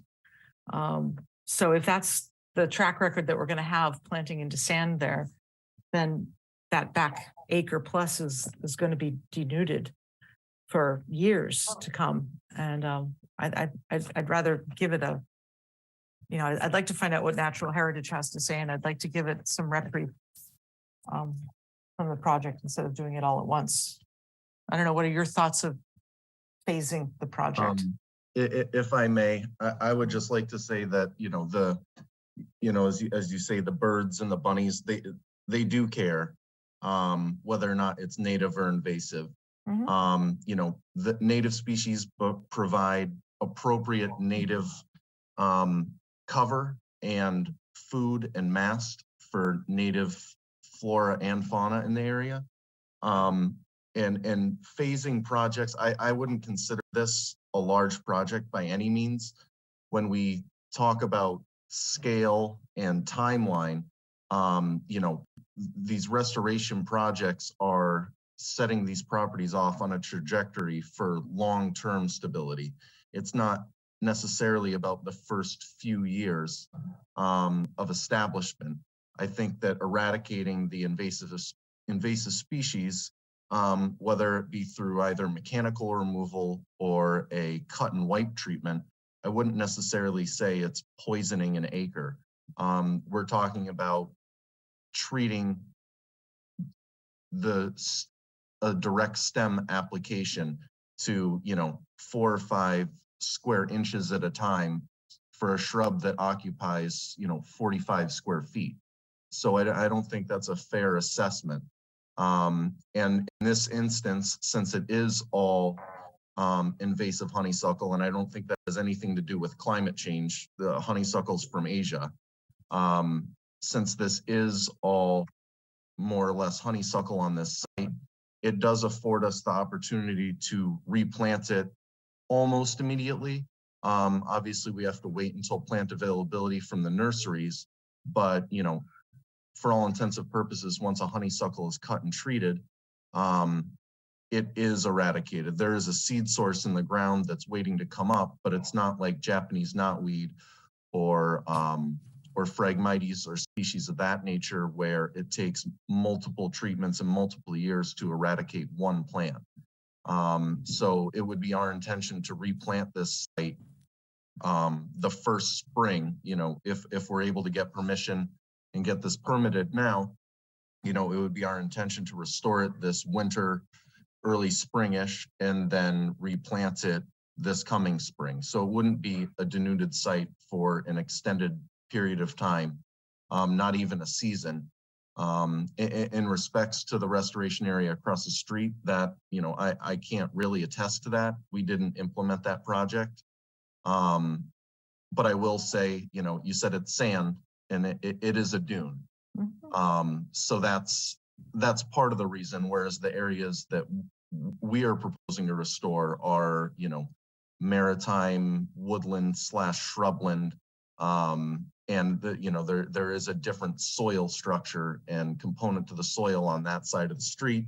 There is a natural duff layer. There are horizons in the soil other than just the, deposition of sand over time that creates those dunes. So I don't think that it's necessarily apples to apples, and I wouldn't be, personally, I'm not concerned about the size of the project. I look at it as a medium sized project. The entire area after the invasive removal is still going to have a native canopy over it. And those are my opinions. If I could just add one more thing, Mr. Chairman, the area on the other side of the street was reviewed and approved by the Conservation Commission for a restoration, and a certificate of compliance was issued for that. We've been on site with staff on numerous occasions, and I've never heard any negative comments about what happened on the other side of the street. And the area was portrayed as an acre at one point that we're doing, and an acre plus at another time. We're actually only doing, I believe, 16,000 square feet, which is a third of an acre. Well, it says 53,955. Yeah, that's the total lot. The size. entire lot Oh, that's the size. entire lot. Okay. So, and it was So half an characterized as a acre. wet Okay, area, okay. and it's all upland. So that is a lot smaller than I was Yeah, thinking. So I'll it's like stand a corrected third on of an that. acre, a Okay. third of an acre. So, okay, got that. Just to make sure with the order of magnitude isn't, Yep. is understood. I think it's probably closer to a half an acre, but still, okay, so then, two last questions then. Have you heard from Natural Heritage? What are they saying We about? filed with them. We have not heard. They have 30 days. It hasn't been 30 days. Okay. So if there were no other issues, I would assume that Jen would be reminding me of that and ask us to request a continuance just for that. But it seems like we have a couple other things to deal with. So we will need a continuance to give them the 30 days that they have. Okay, thanks. And then my last question, that shed, is it permitted? I don't know. I know it's been there for decades. I couldn't tell you if it's been there for permitted without decades. doing a lot of research. But it's been there for a very, very long time. Okay. Because I know that on Mass Mappers, it has turn feeding area at the end of the property there. That, And, that may be what the natural heritage comes yeah. back with and tells us. What they don't, without doing a lot of research, they don't tell you what the potential threatened species is. What they do is they look at the activities and they reply and report back as to whether or not you're going to have an impact on the threatened species with your project. Yeah, that's why I was wondering if they had responded to you. Not yet. yet. Okay, well, that's it for now, then I guess the elms, the cherries or cedars. Yeah, the Rockwall Natural Heritage and still I thought about phasing these things because again, I mean, just my cursory glance there, I saw 2 nests. I just want to respond on the phasing piece that some people like the Band-Aid ripped off instantly and some people like it slow. Yeah. The longer we disturb this site, I think the greater the impact we do it all at once. The number of insects and pollinators and birds that show up on a site after it's planted with native species is pretty mind-boggling, and birds cannot feed their young on berries. All the songbirds need insects, and you can't have insects if you don't have a good number of different types of plants that support them. Most native insects need very specific plants. Honeysuckle just supports very few species. Birds might eat it, birds might nest in it, but it is not an ecologically viable species for a place that is this special. And I mean, this area is, a very special place, and it is very sad to see what it's become. We just want to put it back to its glory. Thank you for that, Angela. And also thank you for the clarification on the lot size. I was looking at just that side of the street as being 51,000 square feet. So Yeah, I stand corrected on that. Understandable, yeah. Okay, thanks. No more questions for now. Thank you. Procedurally, Nick, if you come up again, you're going to need to enable your video, please. All right, commissioner comments continued. Steve. Thank you, Mr. Chairman. I guess I was coming at it from a different, it looked like we were improving a site. It's a beautiful site. I love that part, even though I'm not allowed to go there. I think that it is an enhancement to the site, and that the removal of the understory is really understory. The site will still pretty much look the same from my vision of things. And maybe I'm not as scientific as some, but I think overall this project will be an improvement to the site. And that's all I have at the moment. I don't have any more questions. Thank you, sir. Betsy. So, Angela, let me ask you a question, and then I have a overall comment about your project. On your plan that I have here in front of me, do you have posted on this plan all the trees that exist that are going to stay? No, so what we did, Mike had surveyed a lot of the trees in the middle, in the open areas and at the edges. Those are mostly cedars. They're marked on the plan as an existing cedar. And the trees to be removed that are under the power lines are marked with the red X's. Right. And but what about, okay, go on. All of the other trees are diagrammatic. We have not surveyed. Those are based on the numbers we came up with when we measured in our plot circles. And we said, okay, if we have an average of this many trees, then let's show that diagrammatically on the site so you can get a sense of, what it might look like diagrammatically. But we, as Mike said, it would be crazy to survey all of these. The only other trees that we're proposing to remove are 12 trees along that southern property line, one along at the edge of the marsh, which are on the supplemental diagram that we can send more copies of. Right, which are the elms that you're gonna confirm. Have identified, yep. Okay, Well, so as somebody who's been involved in a number of restoration, ecological restoration projects in Falmouth, I can tell you, I think this is a fabulous project. And you're absolutely right that there's a period where things don't look very good. They kind of look ugly. I can tell you because that's what people tell you. And you say, just have a little bit of faith. Things are gonna fill right in. And you're absolutely right. I mean, this is one of the things that I work with Mark on is sand plain grasslands up by 151 and Ranch Road. And it's just, and we did a burn there this year. And it's just amazing how quickly, and the river restoration too. It's amazing how quickly when you restore it, it'll come back. So yeah, I'm excited to see this, and this is a habitat that there's lots of this kind of habitat in this area, but it's been, almost all of it's been degraded. So it would be nice to see this patch returned, and maybe you'll encourage some of the other people to restore their areas too. That's all I have, Jamie. Thank you. Courtney. I'll second Betsy's comments. I think it's a well thought out project, and you know, it from my own experience with restoration projects, you know, it looks like hell for a short period of time while the work is being done, but when it comes back, it's far better than it ever was. And the other comment I would make, and I know I disagree with a number of my commissioners and the staff and so forth, but I don't really have a heart attack about the use of putting gravel on a driveway. I mean,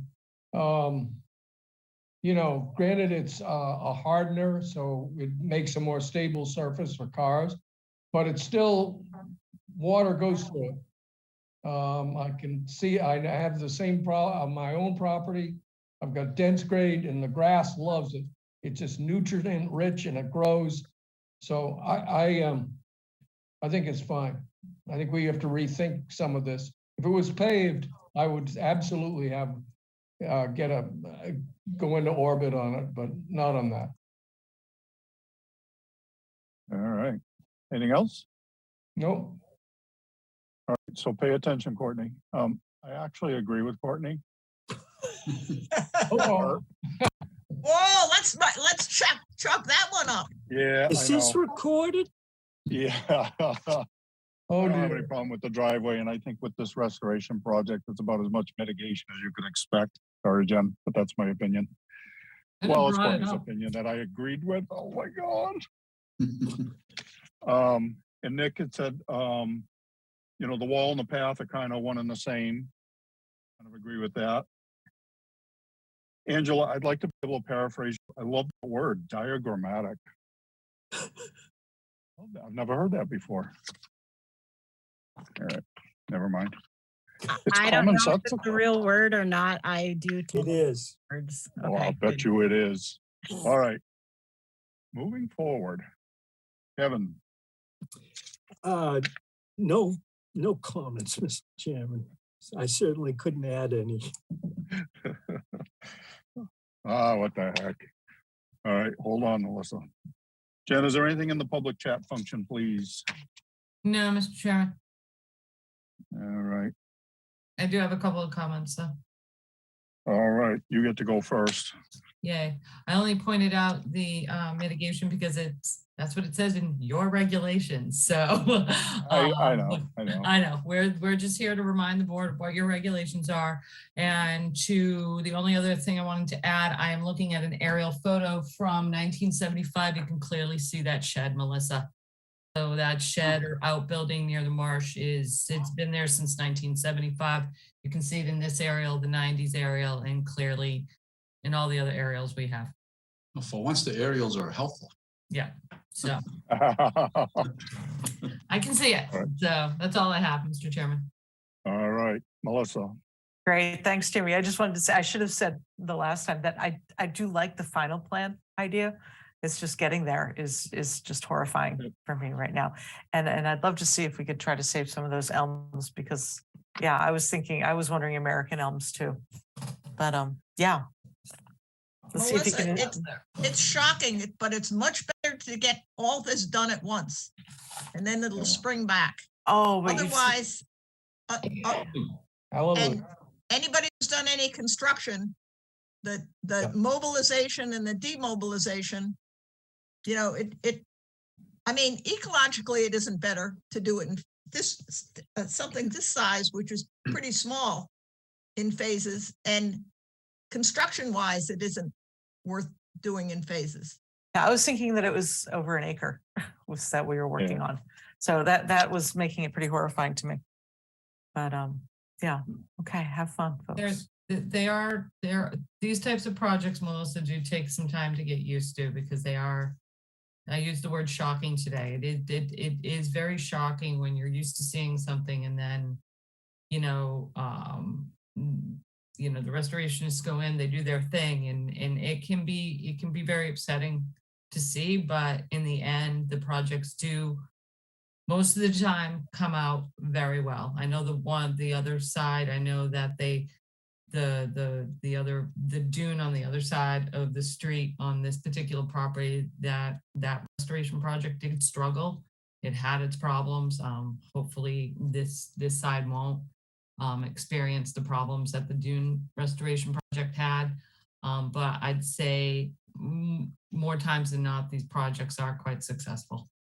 I like the images of the honeysuckle sod that you showed me, or not the honeysuckle, the huckleberry. Huckleberry sod. Huckleberry sod. That looks exciting. It'll be difficult to find the croquet balls in there, unlike the honeysuckle where you just get the poison ivy as you go in. Okay. All right. Any other commissioner comments? All right. Mr. Morcelli, you have a request for us? Is the next available January 4th? I can't remember. It is, Nick, would you be able to coordinate with Mark and get out there and look at those elms by like next week? Well, no, we don't need it next week. Could you do that by January 4th? Yeah, I'll reach out to him and set up a time. Okay, great. Thank you. I'd request January 4th. At the request of the applicant, I'll make a motion to continue this to January 4th. Gladfelter. All right. Who seconded it? Courtney. May I just ask for the record who Nick is? I'm not seeing. Nick Crawford. Nick Crawford. Oh, Crawford Land Management. Okay, thanks. Nick, next time you've got to make sure your video is enabled. I just have 3 kids in the background, or both now. Hey, I got 9 kids in front of me, so come on me. All right. We have a motion and a second to continue this till 1:04. If there's nothing further. Voting, Betsy, Gladfelter, aye. Courtney, Bird eye. Matthews, aye, Kevin, O'Brien, aye. Melissa, Freitag, aye. Steve. Matt and I. All right, it is unanimous with 1 recusal. We have continued this until January 4th. Thank you, Angela. Thank you, Nick. Thank you, Mike. Thank you, folks. Night, guys. Do you have another hearing before Christmas? Next week. One more. Oh, I don't know that. Oh, so I still have time to get some coal to Courtney. Okay, thank you. Okay, yes. Next week is cold week. Have a good night. You're always welcome to visit. You know that. How's that grandbaby? Well, did he go? Yeah, Yeah, I missed him. somebody kicked them out. All right. Next up. Continued hearings under a notice of intent. Oh, Richard and Catherine Rosa, 76 Dale Drive, Falmouth, Mass. For permission to enlarge the existing deck and reconfigure a staircase off the deck, construct an addition and install mitigation plantings. Yes, Mr. Chairman, I am promoting Raul from Cape and Islands to present his project. Hi, Raul. Good evening, Mr. everyone. Lizardi, you're up, sir. Good evening. For the record, Raul Isardi from Cape and Islands Engineering, representing the applicant and this project at 76 Dale Drive. This project was continued from I believe 3 weeks ago during the first hearing for this application. I continue mainly for three reasons. And I would like to share my screen to go over the revised plan and how we address the items in question. Sure. All right, so hopefully everyone can see the screen in front of you, which is the site plan revised that we submitted. The main issue at hand was there were 4 trees that were cut down the bank on the back of the property. We located those 4 trees and we're proposing 4 trees to replace the 4 trees. There was some question about mitigation in tandem with development within the riverfront. This project is within the riverfront. The proposed additions are in the outer riparian zone. The outer riparian zone is from 100 feet to the 200 feet. I'll zoom over to a closer look on the plan. So this proposed additions are outside the 100 feet. The overall development of the site is still less than the 5,000 limit on a riverfront area. So this project in terms of riverfront mitigation does not require mitigation for riverfront development. The trees that were found as stumps, there's one here. There's another one at this location. There's another one here and another one here. The 4 trees that we're proposing are nearby those 4 locations. A third question that was raised at the first hearing was about the shed. The shed is recognized by the town assessor's department. We don't know when the shed was in place. Don't have any information. The property was developed in the mid-80s, but the town does have acknowledgement through the assessing department that the shed is in place. The 30 square feet of mitigation that we are proposing, don't know if there was an additional question, but the proposed additions, the majority of them are happening within areas that are either crushed stone. And as Jen informed the board from the prior hearing that just continued, crushed stone in a zone, Falmouth A zone, it's considered development. So the proposed addition is really only 10 square feet, which is this little portion that is not occupied currently by crushed stone. It's currently lawn. So that's why the proposed project is for 30 square feet of mitigation plantings. So that's the sum up of the proposed revisions that we did to the project. If there's any questions, I'll be happy to answer. Thank you, Raul. Jen? Nothing to add, only that, Raul, I just looked at the aerials. That shed shows up somewhere between 2001 and 2005. So that's all I have, Mr. Chairman. Okay. Ms. Bergeron? Thank you. Raul, I did go back out to the site just to look at the proposed locations for the 4 trees. I just had concerns with the one proposed so close to the structure by the deck. I just feel like that's going to become a problem in the future. It'll get too big, need to be trimmed. It'll be right in their view there.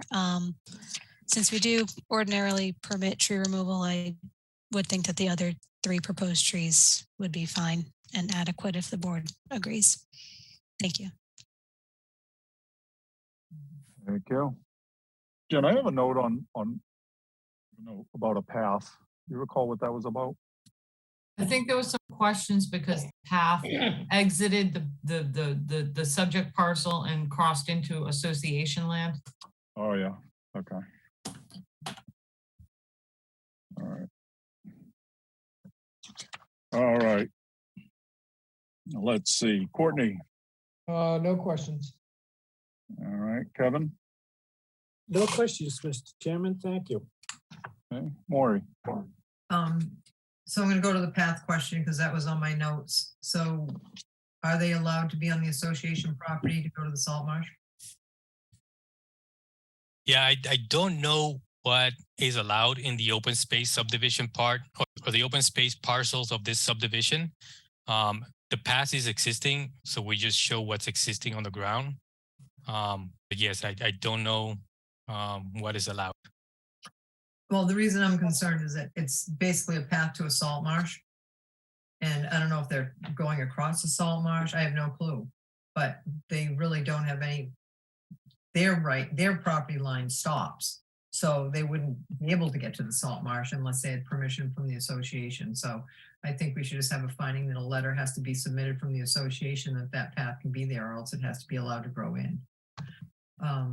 And the shed, so we know that the shed was there in 2000, so without a permit.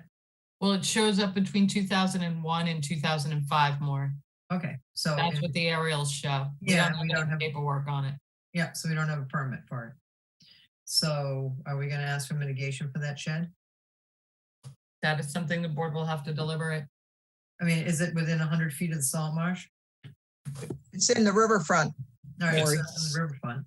The shed is outside of the 100 feet from the salt marsh. The shed is within the A zone of the coastal bank. Okay. It is within the outer riparian zone for the riverfront, but the overall development of the site does not exceed the 5,000 for riverfront threshold. But the only thing that we found from the shed is that the assessor's department does acknowledge the shed in existence. Yeah, That's well, all. we know it's in existence. We can see it when we're out at the site. The fact is that it didn't get a permit to exist. So if we permitted that, then we would have required mitigation for that. So I'm just saying we should probably have mitigation for the shed. And as far as that tree, I agree with Alyssa that it's, pretty much the reason that the one got cut down is it was obviously in their view corridor. So it's stupid to replant it and have them do it again.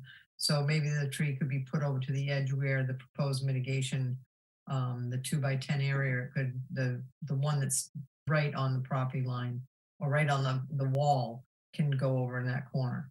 So we still get the 4 trees replaced, just not in the next to the old stumps, because like you say, they're just going to either cut them down again or prune them to get their view.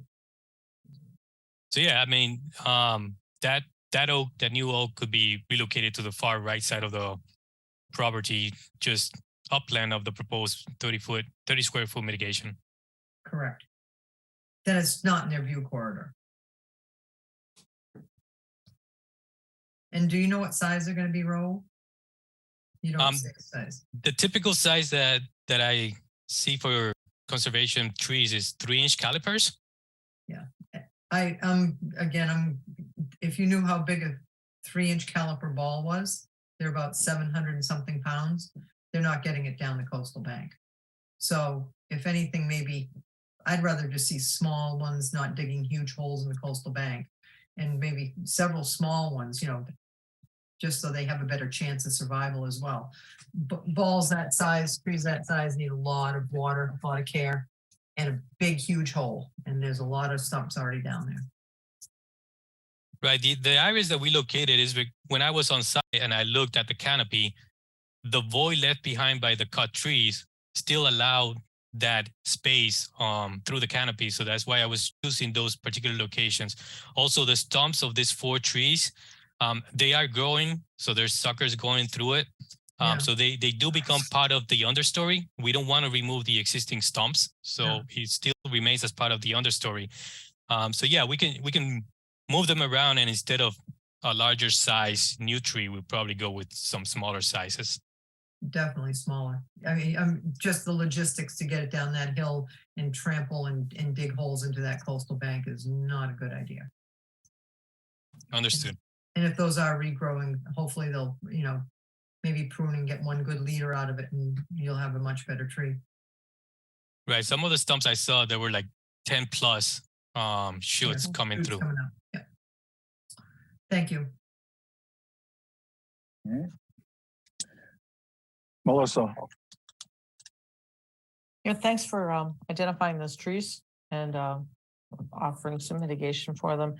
And I too am concerned about the shed, especially being there in the in the A zone. I don't think it would have been permitted there originally, so we need to do something about that. That's it. All right. Steve, I want to thank Raoul for responding to our previous request, and I agree with Maury, knowing anywhere near as much as she does, but yeah, they'll be careful with the size carrying down the bank. It just doesn't make sense.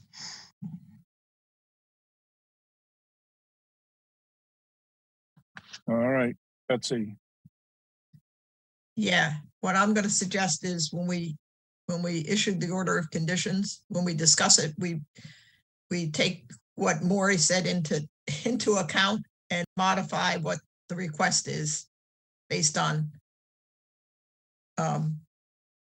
what's needed there and what is most likely to survive there. But I don't have any questions, and thanks, Raoul, for checking that out. Jen, is there anything in the public chat function, please? Nothing in the public chat, Mr. Chairman. Thank you. Are there any other questions or comments from the board? Raoul, do you have anything to add?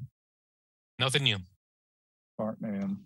Well, All then I'll right. make a motion. I'll make a motion to close the hearing and take it under advisement. That's what he wants to hear. I'll have a second. All right. We have a motion and a second to close the hearing. If there's nothing further, we're voting. Betsy, Gladfelter, aye. Courtney, Bird eye. Matthews, aye. Kevin, O'Brien, aye. Carlo Hawks eye. First guy. Steve, No. it is unanimous. We have closed the hearing. Thank you, Raoul. Thank you. Good night, everyone. Night. Thank you, Thank Raoul. you. Night, Raoul.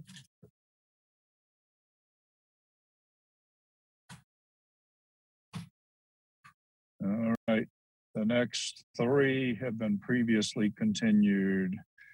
That brings us to vote orders of conditions.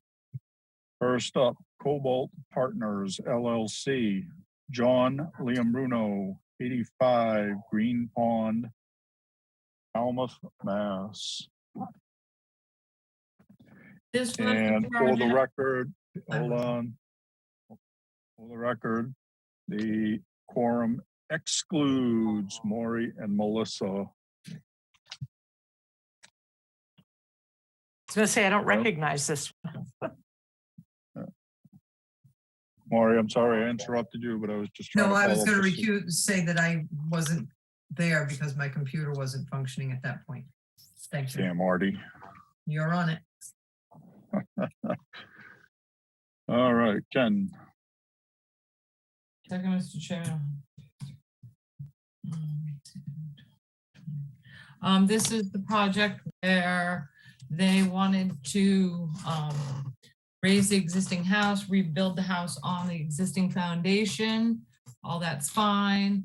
There were some concerns about the number of boats that were stored in these kind of upland islands within the salt marsh, as well as the fire pit and slate patio and walkway that's also in an upland like island type within the salt marsh. Staff has concerns with the boats because you have to actually walk through the salt marsh to get to the boats. It seems that they're, somehow getting the boats to the dock, and some of these boats are pretty big. They're going to be dragging them. So staff would like to see, would recommend them relocated outside of the salt marsh area. If I remember right, the owner was in the meeting and he was fine with that. But I agree, it should be in the findings. And it should be a condition. All right. Anybody have anything? Other than the normal? All right. I What are you think thinking? the slate patio is going to be removed. So you want the patio removed and the boats removed? Mm-hmm.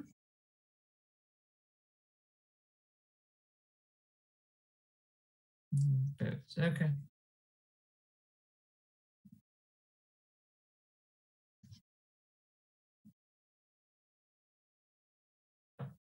right. Anything else? All right, what are you thinking? I'll make a motion to issue an order of conditions as discussed. Bird second. All right, we have a motion and a second to issue an order of conditions. If there's nothing further. All right, Betsy, Gladfelter, aye. Courtney, Bird eye. Matthews, aye, Kevin, O'Brien, aye. Steve. Patton, aye. It is unanimous. We have issued an order of conditions. Next up. Kathleen A. White. Kathleen A. White Revocable Trust. 209 Sea Pit Road, East Falmouth, Mass. And again, the quorum excludes Maury and Melissa. This was switching the fixed pier that's out there, the end to a ramp and float. All of that was fine. When Alyssa was doing her research for the project, she noticed that a lot of the plantings on like the side of the house, correct me if I'm wrong, Alyssa, are now hydrangeas where they were proposed as mitigation or restoration, and they were proposed as native shrubs in an old order of conditions. I think just conditioning that that area be returned to what it was previously approved as is appropriate. And then we also have the issue of after they got compliance, they installed like a little stairway over. Is it a wall over there, Alyssa, or is it just a bank? There's a rock wall, rock retaining feature, and then and they there's a small installed- steps over it. Yeah, steps over the retaining wall. So I don't know if the board wants those steps removed or I think it's reasonable that they have them, right? and then replant the area as it was in the prior order of condition. Yep. You agree with that, Alyssa? Yeah, okay. Or at least enhance it so it's not all hydrangeas. Yeah. Okay. All right. Anything else? All right. What are you thinking? I'll make a motion to issue an order of conditions as discussed. Bird second. All right. We have a motion and a second to issue an order of conditions. If there's nothing further. All right, Betsy, Gladfelter, aye. Courtney, Bird eye. Matthews, aye, Kevin, O'Brien, aye. Steve. Patton, aye. It is unanimous. We have issued an order of conditions. Next up, Greg Clancy Construction, Inc., 186 Clinton Avenue, Falmouth, Mass. And I have that Melissa is not on this quorum. This is the the two new additions to- garages. This is the addition to the garage. It's a detached garage at this house, and they're doing, Two new bays. yeah, 2 new additions to it and some mitigation, fairly simple.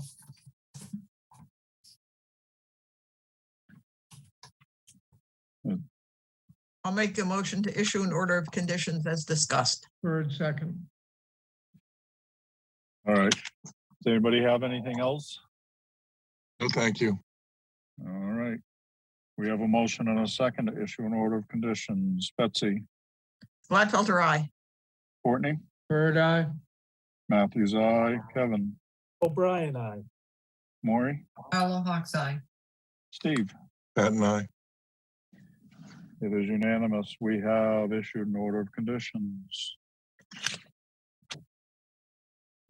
And Melissa, I have you down that you're not on the next few, so you can leave if you want to, or you can stick around and have fun and games with the rest of us. I'll stick around for the last 3 minutes here.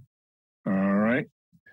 Next up, under voting orders of conditions, Jennifer Greenman, 0 and 10 Nashawena Street, and number 8 Swift Street. Again, the quorum excludes Melissa and Maury recused. Oh, this is a small, relatively small scale invasive species removal project. The only recommendation the staff has is no sweet fern, please. Okay. Anybody have anything? Ms. Bergeron?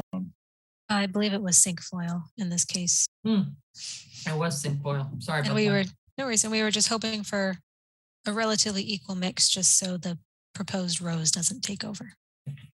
Shrubby cinquefoil. Or maybe it was beach plum. I don't remember, but we wanted an equal mix.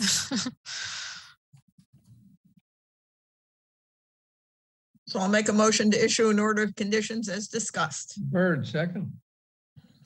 All right, we have a motion and a second to issue an order of conditions. If there's nothing further. All right, Betsy, Gladfelter, aye. Courtney, Bird, aye. Matthews, aye, Kevin, O'Brien, aye. Steve. Pat and I, It is unanimous. We have issued an order of conditions. Next up, Mario Kula and Josephine D'Angelo, 9 Sycamore Street, Falmouth, Mass. This was- Quorum once again excludes Melissa. This is the project over off Mara Vista that is taking the cottage and is, because it is in a V zone, they are raising and rebuilding it up onto pilings. There's only about 230 feet of enclosed space below it. There is no elevator.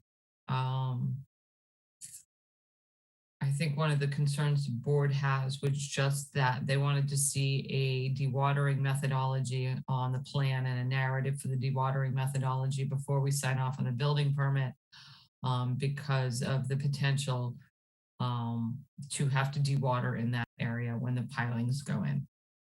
You heard significant comments or quite a few comments from the neighbors about the concerns.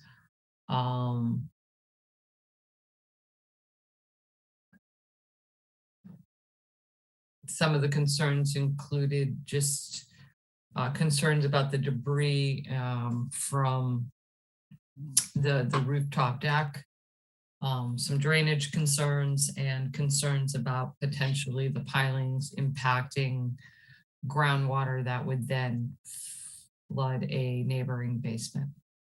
I think that wraps up most of the comments. Yeah, and I think most of that was addressed, and some of the concerns, they're out of our purview. I mean, they're doing what's the term for that footing? It's a spread footing, so they're not driving piles, so that water issue would be an issue, especially if they have a dewatering plan in place. Okay. And in theory, they're working above groundwater anyway. So just nothing- dewatering and no enclosed space beyond what they already have. Mhm. Okay.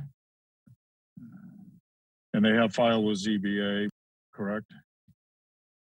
Yes. Okay, and then I have a note about they need to get permission from the town to work within the road layout.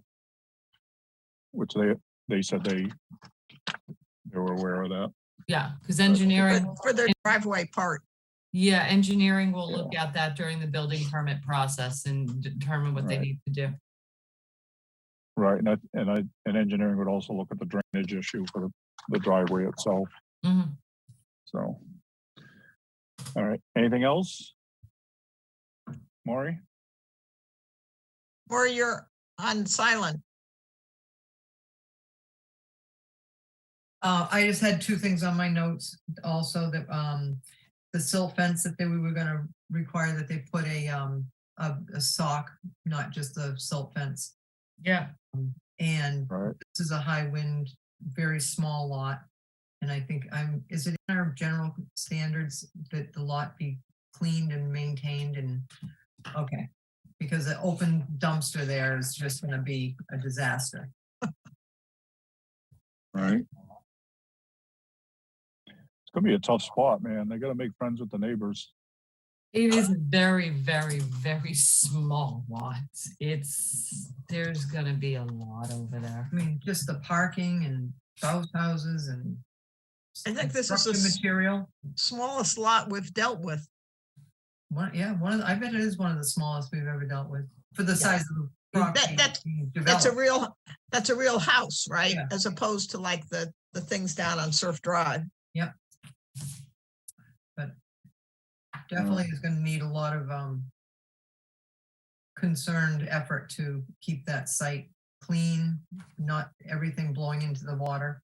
I've seen too many of those where, Friday it's time to leave and they leave, they'll put a cover, maybe make a finding that the dumpster has to have a mesh cover. Because a lot of guys, they throw the stuff in the dumpster and they're fine, that's it, and they go home. And right there, just between wildlife and wind, and I just can picture that being a real cluster. Yeah. I think that's a good requirement. All right, anything else? All right, I'll make a motion to issue an order of conditions as discussed. Third, second. all right. We have a motion and a second to issue an order of conditions. If there's nothing further. All right, Betsy, Gladfelter, aye. Courtney, Bird, aye. Matthews, aye, Kevin, O'Brien, aye. Maury, Carlo Hawks eye. excuse me, Steve. Pat and I. It is unanimous. We have issued an order of conditions. Next up, Andrew Park, 554 West Falmouth Highway, Falmouth, Mass. It's just the raise and the rebuild over there. They're adding some arrowhead along the driveway and along the wetland buffer. Fairly straightforward. For the record, Melissa is not on this forum. All right, anybody have anything different they want to see in there? No, thank you. I'll we make a just vote. motion Go ahead. to issue an order of conditions as discussed. Bird, second. All right, we have a motion and a second to issue an order of conditions. If there's nothing further. All right, Betsy, Gladfelter, aye. Courtney, Bird, aye. Matthews, aye, Kevin, O'Brien, aye. Maury, Carlo Hawks eye. Steve. Pat and I. It is unanimous. We have issued an order of conditions. And folks, that's all we have. I'll make a motion to adjourn. Carlo Hawks second. Gladfelter, aye. Bird, aye. Matthews, aye. O'Brien, aye. Carlo Hawks eye. Fragile guy. Pat and I. It is unanimous. We are adjourned. Thank you, everyone. Good night, Good night, everyone. everyone. Good night,